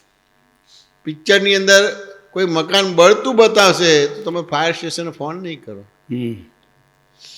કોઈને લૂંટી લેતો છે તો પોલીસ સ્ટેશને ફોન નહીં કરો. હમ. આ સમજે ને? કોઈ સ્ત્રી ઉપર બળાત્કાર કરતો હશે તો તમે પોલીસ સ્ટેશન ઉપર ફોન નહીં કરો. કોઈ ગુંડો છે, કોઈ સ્મગલર છે, કોઈ આતંકવાદી છે પણ ડ્રામામાં છે, હમ. પોલીસ સ્ટેશને ફોન નહીં કરો. વાત સમજે કે ના સમજે? હમ. તમને ખબર છે કે ડ્રામેટિકલી છે. હા, આ ઓરિજિનલ કહાની બનેલી છે અને ડ્રામામાં એને પ્રસ્તુત કરી છે અને તમને એ રીતેનો મેસેજ આપે છે. પણ સાહેબ ખરેખર ડ્રામામાં તો હું છે જ નહીં ને પોતે હું પણ છે જ નહીં એની અંદર. ડ્રામામાં જે કાંઈ પોતે રોલ ભજવે છે આપણે ડ્રામામાં હું પણ કેવી રીતે છે એને ન્યાસ કરેલું છે, એને ખબર છે કે હકીકતમાં હું છું નહીં, આ વ્યવહાર દ્રષ્ટિથી છું. હમ. એ ડ્રામામાં હું આ છું બધી વસ્તુ. તો એમ એવી જ રીતે અત્યારે જે લાઈફ છે મારી લાઈફ, હા. એમાં પણ જે મારી પ્રકૃતિ ખુલે છે હા. એમાં ખરેખર હું પણ છે નહીં, છે જ પણ હું નહીં. આરોપણ કરું છું આરોપણ એટલે એવું કરે થાય છે. છે. ખરેખર નથી. ખરેખર નથી, બરાબર. ખાલી આરોપણ જ કરે છે. બરાબર છે. સંસાર ભજવવાના આરંભ કાળથી કે જ્યાં સુધી તમને જીન કે જીનેશ્વર નથી મળ્યા, તમારા કોઈ પણ મન વચન કાયના વ્યવહારમાં આરોપણ છે, આરોપણ છે, છે. આરોપણ છે. પાછું કેવું કેવળ કેવળ કેવળ આરોપણ છે. તો સાહેબ ખરેખર જે અમારી પ્રકૃતિ ખુલે છે એ ખરેખર કોઈને વાગે એવી છે જ નહીં, છે જ પણ નહીં. હું મારું આરોપણ કરું છું એટલે ઊભું થાય છે. હા, આરોપણ કરે છે. એટલે બરાબર કેવું છે. છે એને આપણે સમજીએ. આપણે આરોપણ એટલે શું વાંચું ને કે ના હાજી સમજાય? હાજી. ધારો કે તમને લગ્ન ના કરવું અને કોઈ લેડીઝ તમારા રિઝર્વેશન કમ્પાર્ટમેન્ટમાં ને તમારી જગ્યા ઉપર બેસી જાય તો શું કરશો તમે? તો ખસેડું એને. બરાબર છે. વાંચો ને એને. હવે સંસ્કારી છો, ભણેલા હા. ગણેલા છો, હાજી. એટલે 2-3 વાર એમને વિનંતી કરશો અને એ વિનંતી ન કરવા છતાં તમે એ નહીં ખસે તો શું કરશો? તો પછી પ્રયત્ન કરવો પડે એના હાથ માટે. પકડીને ઊભા કરી દેશો કે નહીં? ના એવું તો નહીં, પણ ટીટીને બોલાવીને વાત કરીએ એવું બધું કરીએ. હા. બોલાવ કે એ રીતે કરશો કે નહીં હાજી, કરો? હા. બધું હાજી હા. વાંચો ને કે ના સમજાય? એટલે એ રીતે તમે ત્યાં જુદું પાડી દેશો. વાંચો ને કે ના સમજાય?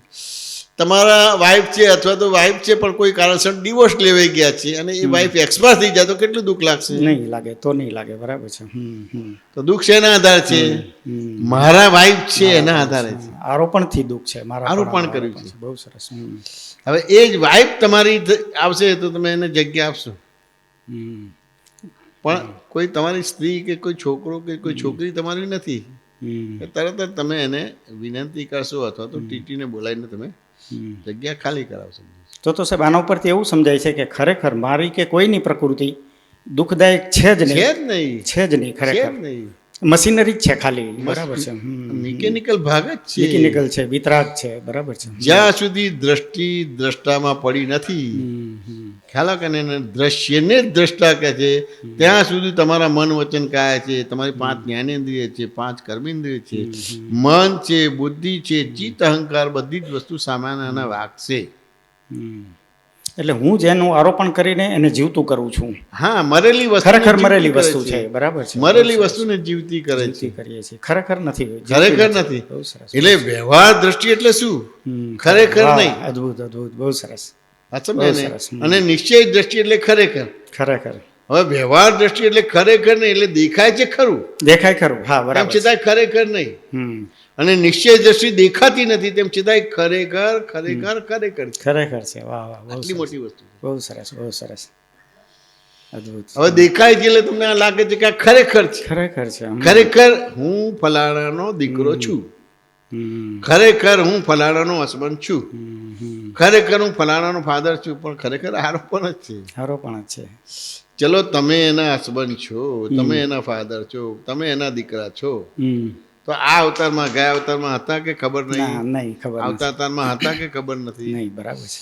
હવે તમે છો તો આ અવતારમાં હોય, ગયા અવતારમાં હોય ને આવતા અવતારમાં હોય, ત્રણેય કાળે હોય ત્રણેય કાળે હોય. તો એ ખરેખર કહેવાય. તો પછી વ્યવહાર દ્રષ્ટિથી ના કહેવાય, તો રિયલ કહેવાય. વાહ વાહ. બહુ સરસ. બહુ સરસ. પણ આ નિશ્ચય વ્યવહાર દ્રષ્ટિથી છે, એટલે છે પણ તેમ છતાંય નથી. ગજબની ભ્રાંતિ છે આ તો. બહુ આ સમજાય ખરેખર ને? બહુ અદ્ભુત. અને પેલું દેખાતું નથી એટલે નથી, તેમ છતાંય તેમ છે છતાંય છે અને છે. અને જે દેખાય છે એ ખબર નથી. એટલે દાદાએ નથી દેખાય. આવી રીતે અનાવરણ બહુ કરેલું સરસ. છે. બહુ સરસ. બહુ સરસ. આ તો સાહેબ કોઈ હિસાબે દ્રષ્ટિ જાય જ નહીં. અહીંયા સુધી દ્રષ્ટિ જ ન પહોંચે કોઈ દિવસ. પહોંચે જ નહીં ને, પહોંચે જ નહીં. પહોંચે જ નહીં. તમે ભગવદ્ ગીતા મોડે કરી દો, રામાયણ મોડે કરી દો, વેદ મોડે કરી દો, આગમ મોડે કરી દો, પુરાણ બાઇબલ મોડે કરી દો, તેમ છતાંય દ્રષ્ટિ તમારે દ્રષ્ટામાં પડે નહીં, દ્રશ્યમાં જ પડે. દ્રશ્યમાં જ પડે. વાહ વાહ. બહુ સરસ. એટલે પુણ્ય અને પાપ, પાપ અને પુણ્ય, પુણ્ય અને પાપ, પાપ અને પુણ્ય એના બંધ જ પડે, એના સિવાય બીજું કશું બંધ પડે કશું જ નહીં. ના થાય. વાહ વાહ. બહુ સરસ. બહુ અને સરસ. એમ ચાલ્યા કરે. ચાલ્યા કરે. વાહ વાહ. એટલે શુભાશુભ ધર્મ થાય હમ અને શુભાશુભ ધર્મના આધારે તમે છેક ચક્રવર્તી સુધી જાઓ. વાંચો ને? બરાબર. પછી એનાથી આગળનો અહંકાર નથી. વાહ વાહ. ચક્રવર્તી એ છેલ્લામાં છેલ્લો અહંકાર. છેલ્લો અહંકાર. બરાબર છે. વાંચો ને કે ના બરાબર સમજાય? છે. એટલે ચક્રવર્તી ક્યાં તો નરકે જાય અને ક્યાં તો મોક્ષે જાય. કાં તો તીર્થંકર બને. બહુ સરસ, બહુ સરસ. વાત સમજે કે ના સમજાય? એટલે છેલ્લામાં છેલ્લો અહંકાર એ ચક્રવર્તી છે. ચક્રવર્તી. વાત સમજે ને? પછી ત્યાંથી જે અહંકાર ઊભો થાય તો એ નરકે જાય, અને ત્યાંથી એવો અહંકાર પોઝિટિવ ઊભો થાય તો તીર્થંકર બને અને મોક્ષે જતો રહે. કેટલા જીવોનું કલ્યાણ કરીને મોક્ષે જતો રહે. વાત સમજે કે ના સમજાય? એટલે આ સાયન્ટિફિકલી સમજવું પડશે. દાખલા કે આ તમે પૈસા ખર્ચીને ટેબલ લાયા હોય, આ સમજાય કે ના સમજાય? અને કોઈ નાનું છોકરું આ ટેબલ પર કૂદે તો ટેબલને કઈ પ્રોબ્લેમ થશે ખરો? નહીં, જરાય નહીં. તો કોને પ્રોબ્લેમ થશે? મને થશે. સાચું ને? તમારું ટેબલ છે અને કૂદે છે બીજું કોઈ, માલિકી છે મારી. બરાબર છે. એટલે અંદર તકલીફ હા, પડશે. થશે, તકલીફ પડશે અંદર.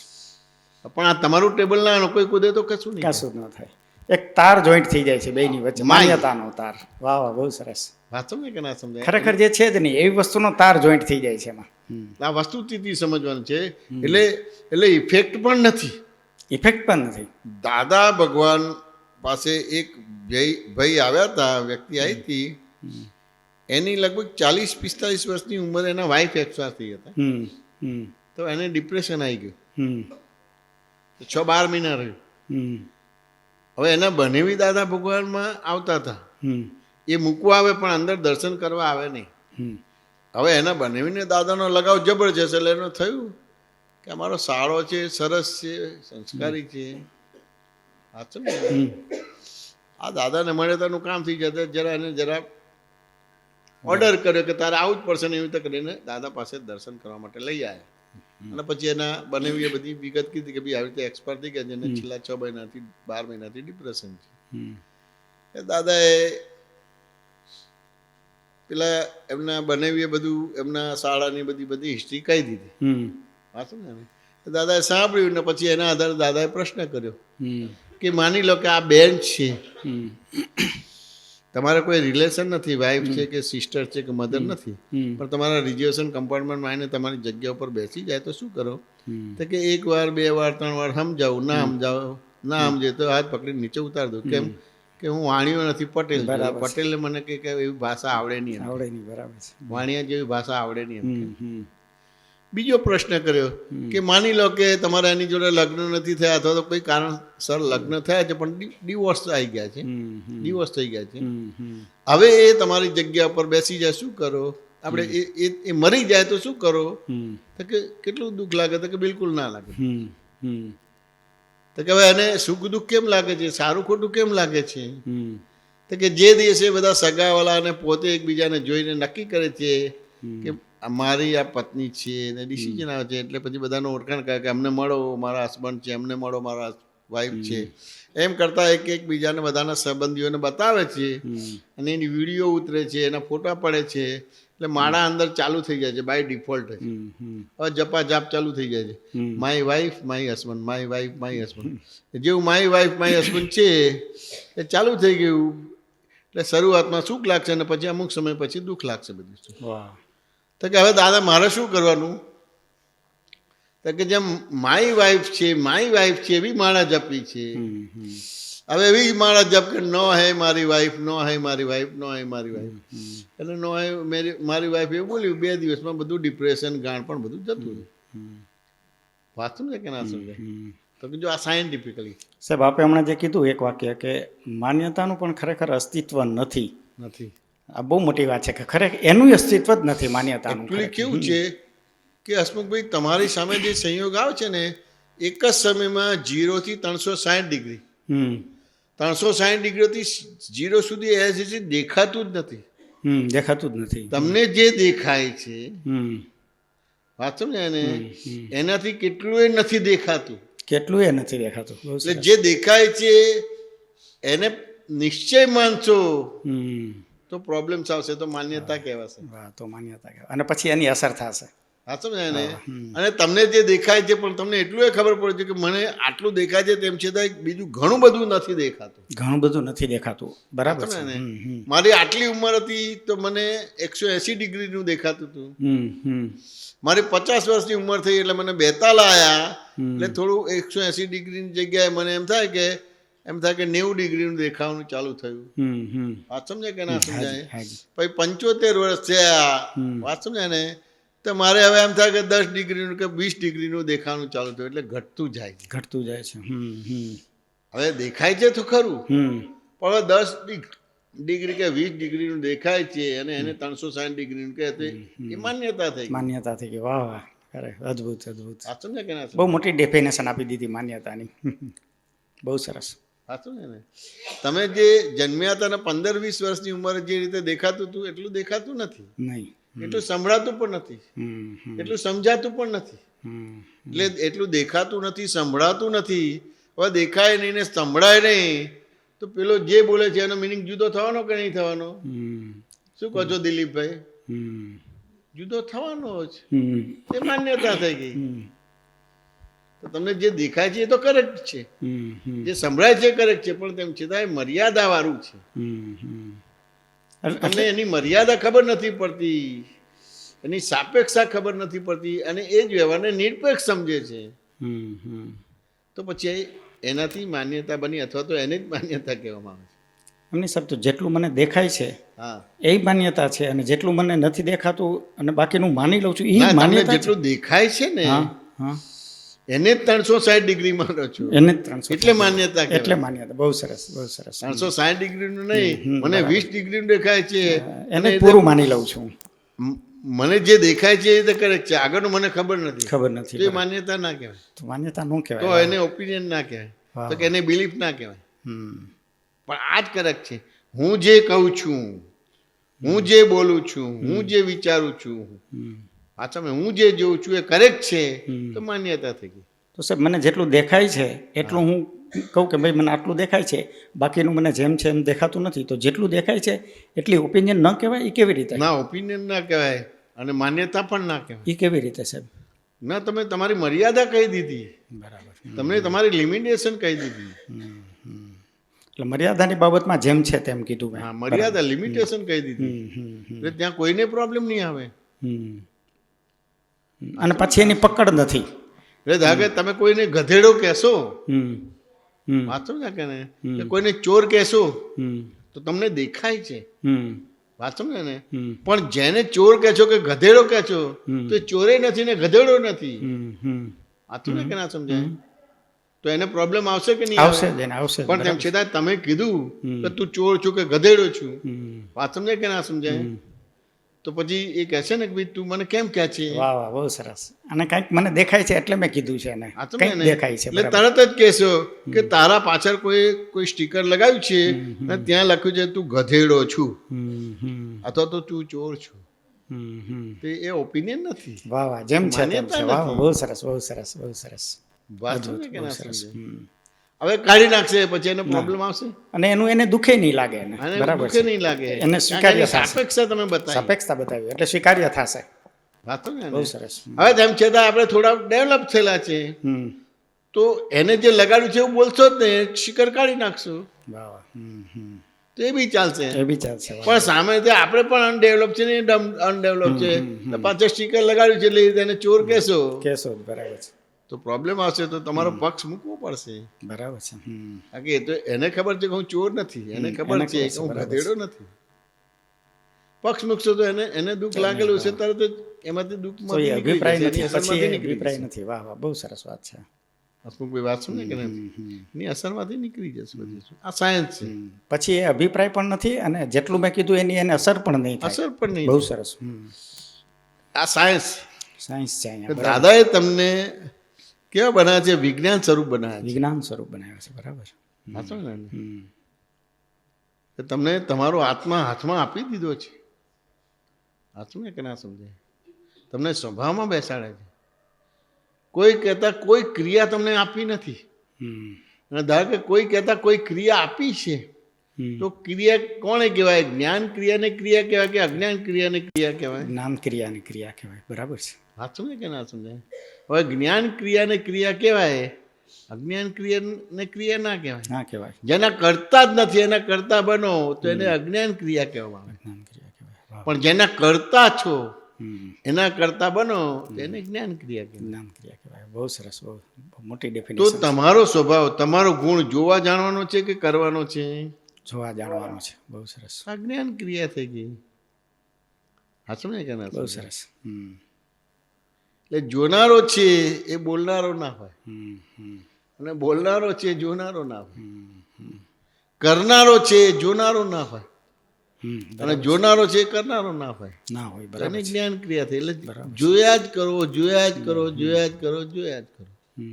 કરનારો એના સ્વભાવમાં છે, જોનારો એના કરનારો એના સ્વભાવમાં છે. સ્વભાવમાં. આ જગતમાં અક્રિય વસ્તુ કેટલી છે? અક્રિય વસ્તુ અક્રિય કોઈ નથી. કોઈ નથી. બધી જ વસ્તુ સક્રિય છે, ક્રિયાશીલ જ છે. ક્રિયાશીલ જ છે, બરાબર છે. આધા કે ખુરશી છે તો ક્રિયાશીલ છે. ક્રિયાશીલ જ છે, બરાબર છે. વાત સમજો? હાજી, હા. દરેક વસ્તુ ક્રિયાશીલ છે. આ બી ક્રિયાશીલ છે. ક્રિયાશીલ છે, બરાબર છે. અમુક સમય પછી તમે એમને પડી રહેશે હા, એમાં ફેરફારો થાય તો છે. એમાં ફેરફાર આવશે. આવશે જ, બરાબર. આની અંદર પણ એમને પડી રહેશો તો ફેરફાર આવશે. આવશે જ, બરાબર છે.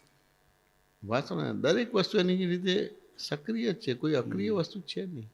હમ. એ ક્રિયા કરનારો ક્રિયા કરશે, પણ તમે તો કેવળ કેવળ કેવળ જોનારા જ છો.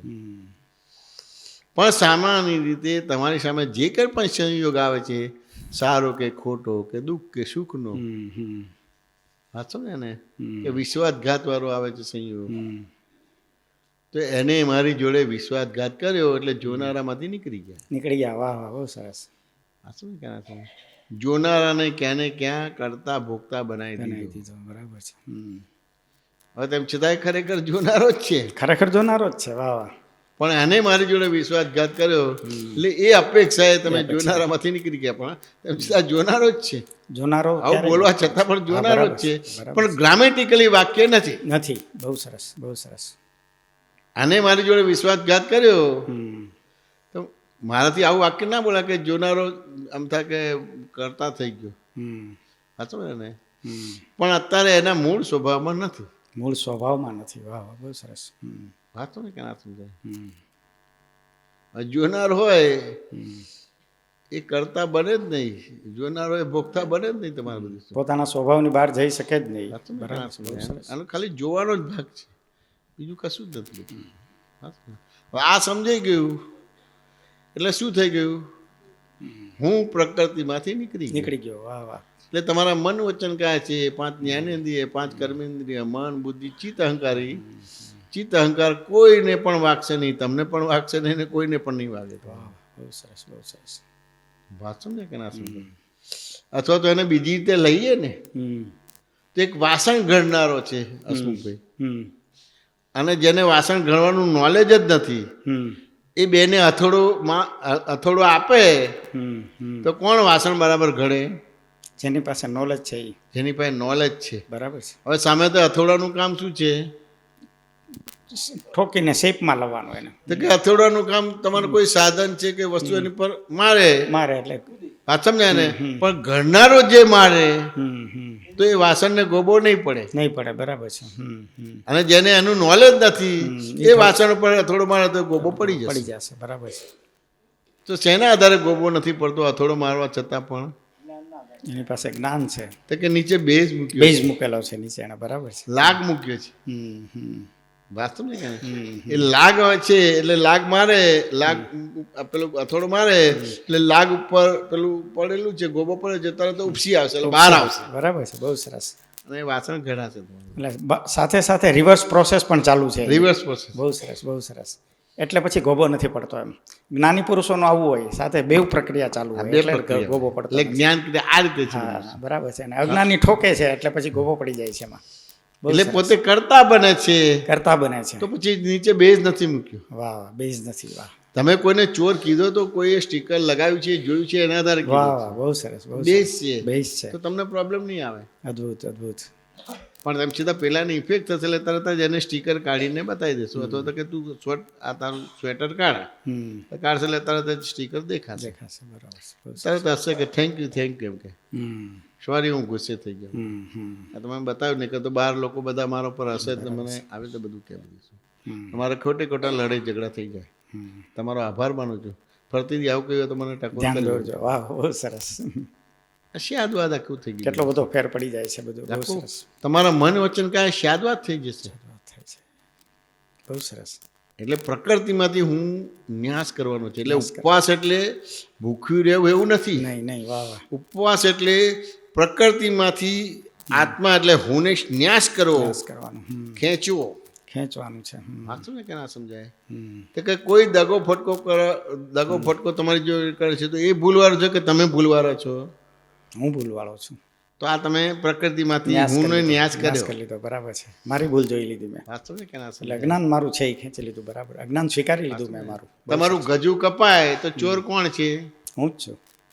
તો કે જેનું ગજુ કપાયું એ ચોર છે. એ જ ચોર છે, બરાબર છે. વાંચો ને, કાપનારો ચોર નથી. નહીં નહીં, બરાબર. તો આ પ્રકૃતિમાંથી હું ન્યાસ થઈ ગયો. વાંચો ને કે ના બહુ સમજાય? આ સરસ, સિમ્પલ બહુ સરસ. વસ્તુ બહુ છે. સિમ્પલ વાત છે સાહેબ. આ તો ગેર પડી જાય તો કામ થઈ જાય એવું છે. બહુ એટલે મોટી વાત છે. તમારી બાહ્ય અંતર્મુખ દ્રષ્ટિ થઈ ગઈ તો પ્રકૃતિમાંથી હું ન્યાસ થશે. બસ એ પ્રોસેસ ચાલુ થઈ જશે એની, બરાબર અને છે. બહિર્મુખ દ્રષ્ટિ થઈ વાહ વાહ. એટલે પ્રકૃતિમાં હું એક્ટિવ થશે. એક્ટિવ થશે. વાહ વાહ વાહ. પોતાનો ઐશ્વર્ય વાપરશે ત્યાં. એટલે ઉપવાસની ખરેખર ભાષા શું છે? હમ. વાત સમજાય કે ના સમજાય? તો કે ખરેખર તમારે ન્યાસ કરવાનો છે આત્માને. વાંચો ને એને. એટલે જે 11 કહે છે ને, હા હા હા. વાંચો ને એને. 11 કહે છે તો કે 11 કહે છે તો ખરેખર ઉપવાસ એટલે ભૂખ્યું નથી રાખવાનું. 5 જ્ઞાનેન્દ્રિય, 5 કર્મેન્દ્રિય અને 11મું મન. વાંચો ને એને જોયા કરવાનું ભાગ છે બધું. એટલે એમાંથી ન્યાસ થઈ જશે. એટલે ન્યાસ થઈ જાય તમારે. બરાબર છે. એને 11 કહેવામાં આવે છે. એટલે એક જ 11 કરે ને તો એ જીવ મોક્ષે જતો રહે. એવું સાયન્સ છે. સાયન્સ છે એવું, બરાબર. બોલો દિલીપભાઈ શું છે? માઇક આપો એમને.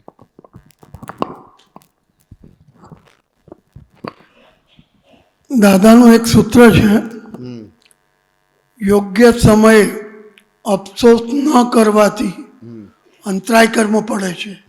થોડું સમજવું છે એના વિશે. યોગ્ય સમયે અફસોસ ન કરવાથી અંતરાય કર્મ પડે છે. બરાબર છે. તો કે વ્યવહારમાં પણ લગ્ન થાય ને તો પેલો પંડિત હોય ને, ગોર મહારાજ હોય ને, તે પેલા ફેરા પરાવે ને ત્યારે એને ચેતવે કે સમય વર્તે સાવધાન. આ સમજ કે ના સમજાય? એટલે કે તું સમયને જેટલો સાચવીશ તો એટલો સમય તને સાચવશે. તમારે બધું એટલે ગમે તેવો સંજોગ આવે હા તો એમાં અફસોસ કરવો પડે. તો કે ના, અફસોસ તો કેવું છે કે તમે એ વ્યક્તિને ક્યાં ને ક્યાં કર્તા તરીકે જોયો છે. એવું જ હોય તો જ બને ને. વાંચો ને, પણ ખરેખર એ કરતા નથી. એટલે એને ભૂલવાળો જોયો છે. યા વાંચો ને એને. એટલે એ ખરેખર ભૂલવાળો નથી. ખરેખર તમારી ભૂલના હિસાબે એને ભૂલ કરવી પડે છે. વાંચો ને એને. બરાબર. પણ આપણે આપણા સ્વરૂપનું ભાન નથી. અને હું દિલીપભાઈ છું, એ બિલીફ ઊભી થઈ ગઈ છે. એટલે હંમેશા તમે સામેનાને ભૂલવાળો જોશો. વાંચો ને એને. સામેનાના ભૂલવાળા જોશો પણ પછી કોઈ તમારો મિત્ર છે અથવા તો કોઈ એવો જ્ઞાની પુરુષ તમને મળી જાય તો કે દિલીપભાઈ આ તમારી ભૂલ છે, એની ભૂલ નથી. એમ તો કે શું ભૂલ છે? વાંચો ને કે શું ભૂલ છે એ તમને સમજાવશે. વાંચો ને કે પછી સમજાવશે. એટલે કેવી રીતે સમજાવશે કે તમે આવું કર્યું એટલે આ તમને ગુસ્સો આવે, પણ ખરેખર ગુસ્સો કરવા જેવો નથી. એટલે તમને પછી રીતે અફસોસ થશે, અરે રામે શું કર્યું. હવે એને એક દાખલો કરીને સમજાવશે કે ધારો કે અચાનક તમારે કોઈને લાખ રૂપિયા આપવાના થાય. હવે તમારી પાસે પૈસા છે પણ સામે તે લાખો કરોડ રૂપિયા આપણે હાથમાં નથી રાખતા. બેંકમાં ડિપોઝિટ કરે કે બીજું ત્રીજું હોય. બરાબર. હવે ડિપોઝિટ કરાવી હોય, હવે 15 દિવસ પછી એ તમારે મેચ્યોર થતી હોય એટલે ડ્યુ થતી હોય. હવે વચ્ચે ઉપાડી દે તો આપણને ખબર છે કે વ્યાજ જતું રહેશે. હવે તમે છતાં બજારમાં આપણી શાખ છે એટલે આપણે શું કહીશું કે 15 દિવસે પૈસા આવશે, પણ આપણે એને મહિનાના ગાળાના હિસાબે પૈસા લઈએ છીએ કે તું મને 1 લાખ રૂપિયા આપજે. એમ કે મહિના પછી તને આપી દઈશ. વાત સમજે કે ના સમજે? એટલે પેલાને પાસે લઈને પેલાને 1 લાખ રૂપિયા આપી દીધા. હવે 2 દિવસમાં સંજોગ એવો બની ગયો દિલીપભાઈ કે એને લાખ રૂપિયા મહિનામાં આપવાનો હતો, પણ 10 વર્ષ સુધી તમે એને પૈસા ના આપ્યા, તો એ તમારી જોડે સારામાં સારો વ્યવહાર કરશે કે નહીં કરે? દિલીપભાઈ, બરાબર. 1 મહિનામાં પૈસા આપવાના હતા, પણ તમે એને 10 વર્ષ સુધી પૈસા ના આપ્યા, તો એ સારામાં સારો વ્યવહાર કરશે કે નહીં તમારી જોડે? ઊંચા નીચી થઈ જાય. શું કહો છો? કશું જ નહીં, કશું જ નહીં. આમ જોવા જાવ તો અફસોસ કરી નાખવો જોઈએ. ના, હું તમને જે અફસોસ ક્યારે કરવાનો છે, યોગ્ય સમય અફસોસ ક્યારે એટલે બતાવું છું. તો એ 1 મહિનામાં પૈસા આપવાના હતા, અને જે 10 વર્ષ સુધી તમે એને પૈસા આપ્યા જ નથી, એટલે એ તમારી જોડે સારો વ્યવહાર કરશે કે નહીં કરે? આખી સમજ ફેર કરી નાખવાની. ના, હું તમને સારો કરશે કે નહીં કરે, બેમાંથી ના થઈ જશે, કરે? એકદમ સરસ થઈ જશે, એકદમ સરસ થઈ જાય. નહીં, અહીંયા મારું વાક્ય જ સંભળાયું નથી. તમે આગળ આવો, તમે ખુરશી લઈને આગળ આવો. તમે મહિને આપવાના છે પૈસા એને, એની જગ્યાએ 10 વર્ષ સુધી પૈસા આપતા જ નથી. જેને પૈસા આપવાના છે એ તમારી જોડે સારામાં સારો વ્યવહાર કરશે કે નહીં કરે? કેમ નહીં કરે દિલીપભાઈ? કારણ કે એ પોતે ગુનામાં છે. શું ગુનો છે? એને 10 લાખ લીધા છે અને આપી નથી શક્યો. વાત સમજ્યા ને? એટલે ખરાબ વ્યવહાર એ સ્વતંત્ર કરે છે કે તમારી ભૂલના હિસાબે એને કરવો પડે છે? એને કરવો પડે છે. એટલે યોગ્ય સમયે તમે, આજે તમે શું કીધું? યોગ્ય સમયે અફસોસ કરો. અહીંયા અફસોસ કરવાનો બાકી. આ રીતે છે. હવે આ જ વ્યવહારને બીજી રીતે લઈએ કે મહિનાની જગ્યાએ તમે અઠવાડિયામાં જ પૈસા પાછા આપી દેશો, તો કેટલો તમારી જોડે વિચિત્ર વ્યવહાર કરશે? બિલકુલ નહીં કરે. અરે શું દિલીપભાઈ ઉતાવળ હતી? તમે મહિનાનો ગાળો આપ્યો તો, અઠવાડિયા પણ 6 મહિને 12 મહિને આપ્યા તો મને વાંધો નહોતો.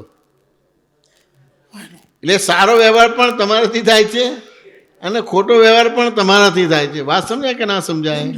હવે આ સમજાઈ ગયું. એટલે યોગ્ય સમયે તમે અફસોસ કરશો કે નહીં કરો? એટલે આટી તૂટી જશે. એટલે 2 આવા જ છે, 2 આવા છે, તો 2 સીધા થઈ જશે. બરાબર છે. એટલે 2 મોક્ષે જતા રહેશે. આપણે મુક્ત. એટલે યોગ્ય સમયે અફસોસ કરવો એટલે આ રીતે છે. એટલે તમને કોઈ તમારો મિત્ર છે કે કોઈ એવો જ્ઞાની પુરુષ છે કે કોઈ સાધુ સંત તમને એવી રીતે સમજાવશે.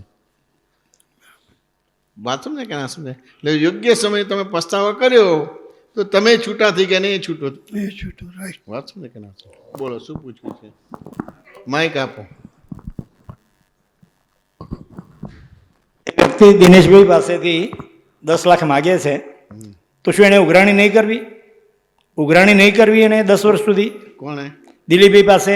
આ કરે, પણ એનો સંજોગ જ એવા છે કે આપી જ નહીં શકે. હા, પણ સાહેબ ઉઘરાણી તો કર્યા કરશે ને? ઉઘરાણી તો કરાય જ ને. હા ઉઘરાણી તો કરાય જ બધી વસ્તુ. હા, પણ એનો પ્રશ્ન શું છે કે યોગ્ય સમયે પસ્તાવો કરવો. બરોબર. તો યોગ્ય સમય કોણે કહેવાય? મેં બતાવ્યો. વાંચો ને કે ના હા. સમજાય? કારણ કે સમય દેખાતો નથી, હા પણ મહિને આપવાના હતા એના જગ્યાએ 10 વર્ષ સુધી આપ્યા નહીં. હવે 10 વર્ષ એટલે ઉઘરાણી કરશે, એટલે વિચિત્ર જ વ્યવહાર કરશે. હા હા, વાત સમજાય કે ના સમજાય? એટલે એને તો માગવાના છે. જ્યાં સુધી એને પૈસા નહીં આવે તો બાય ડિફોલ્ટ એ માગશે. માગશે. વાત સમજાય કે ના સમજાય? એટલે એ વ્યવહાર, એ પ્રશ્ન આખો જુદો જ છે. હા. પણ યોગ્ય સમયે પસ્તાવો ક્યારે કરો? તો મેં યોગ્ય સમયે પસ્તાવાની પરિભાષા એમને આપી. વાત સમજાય કે ના સમજાય?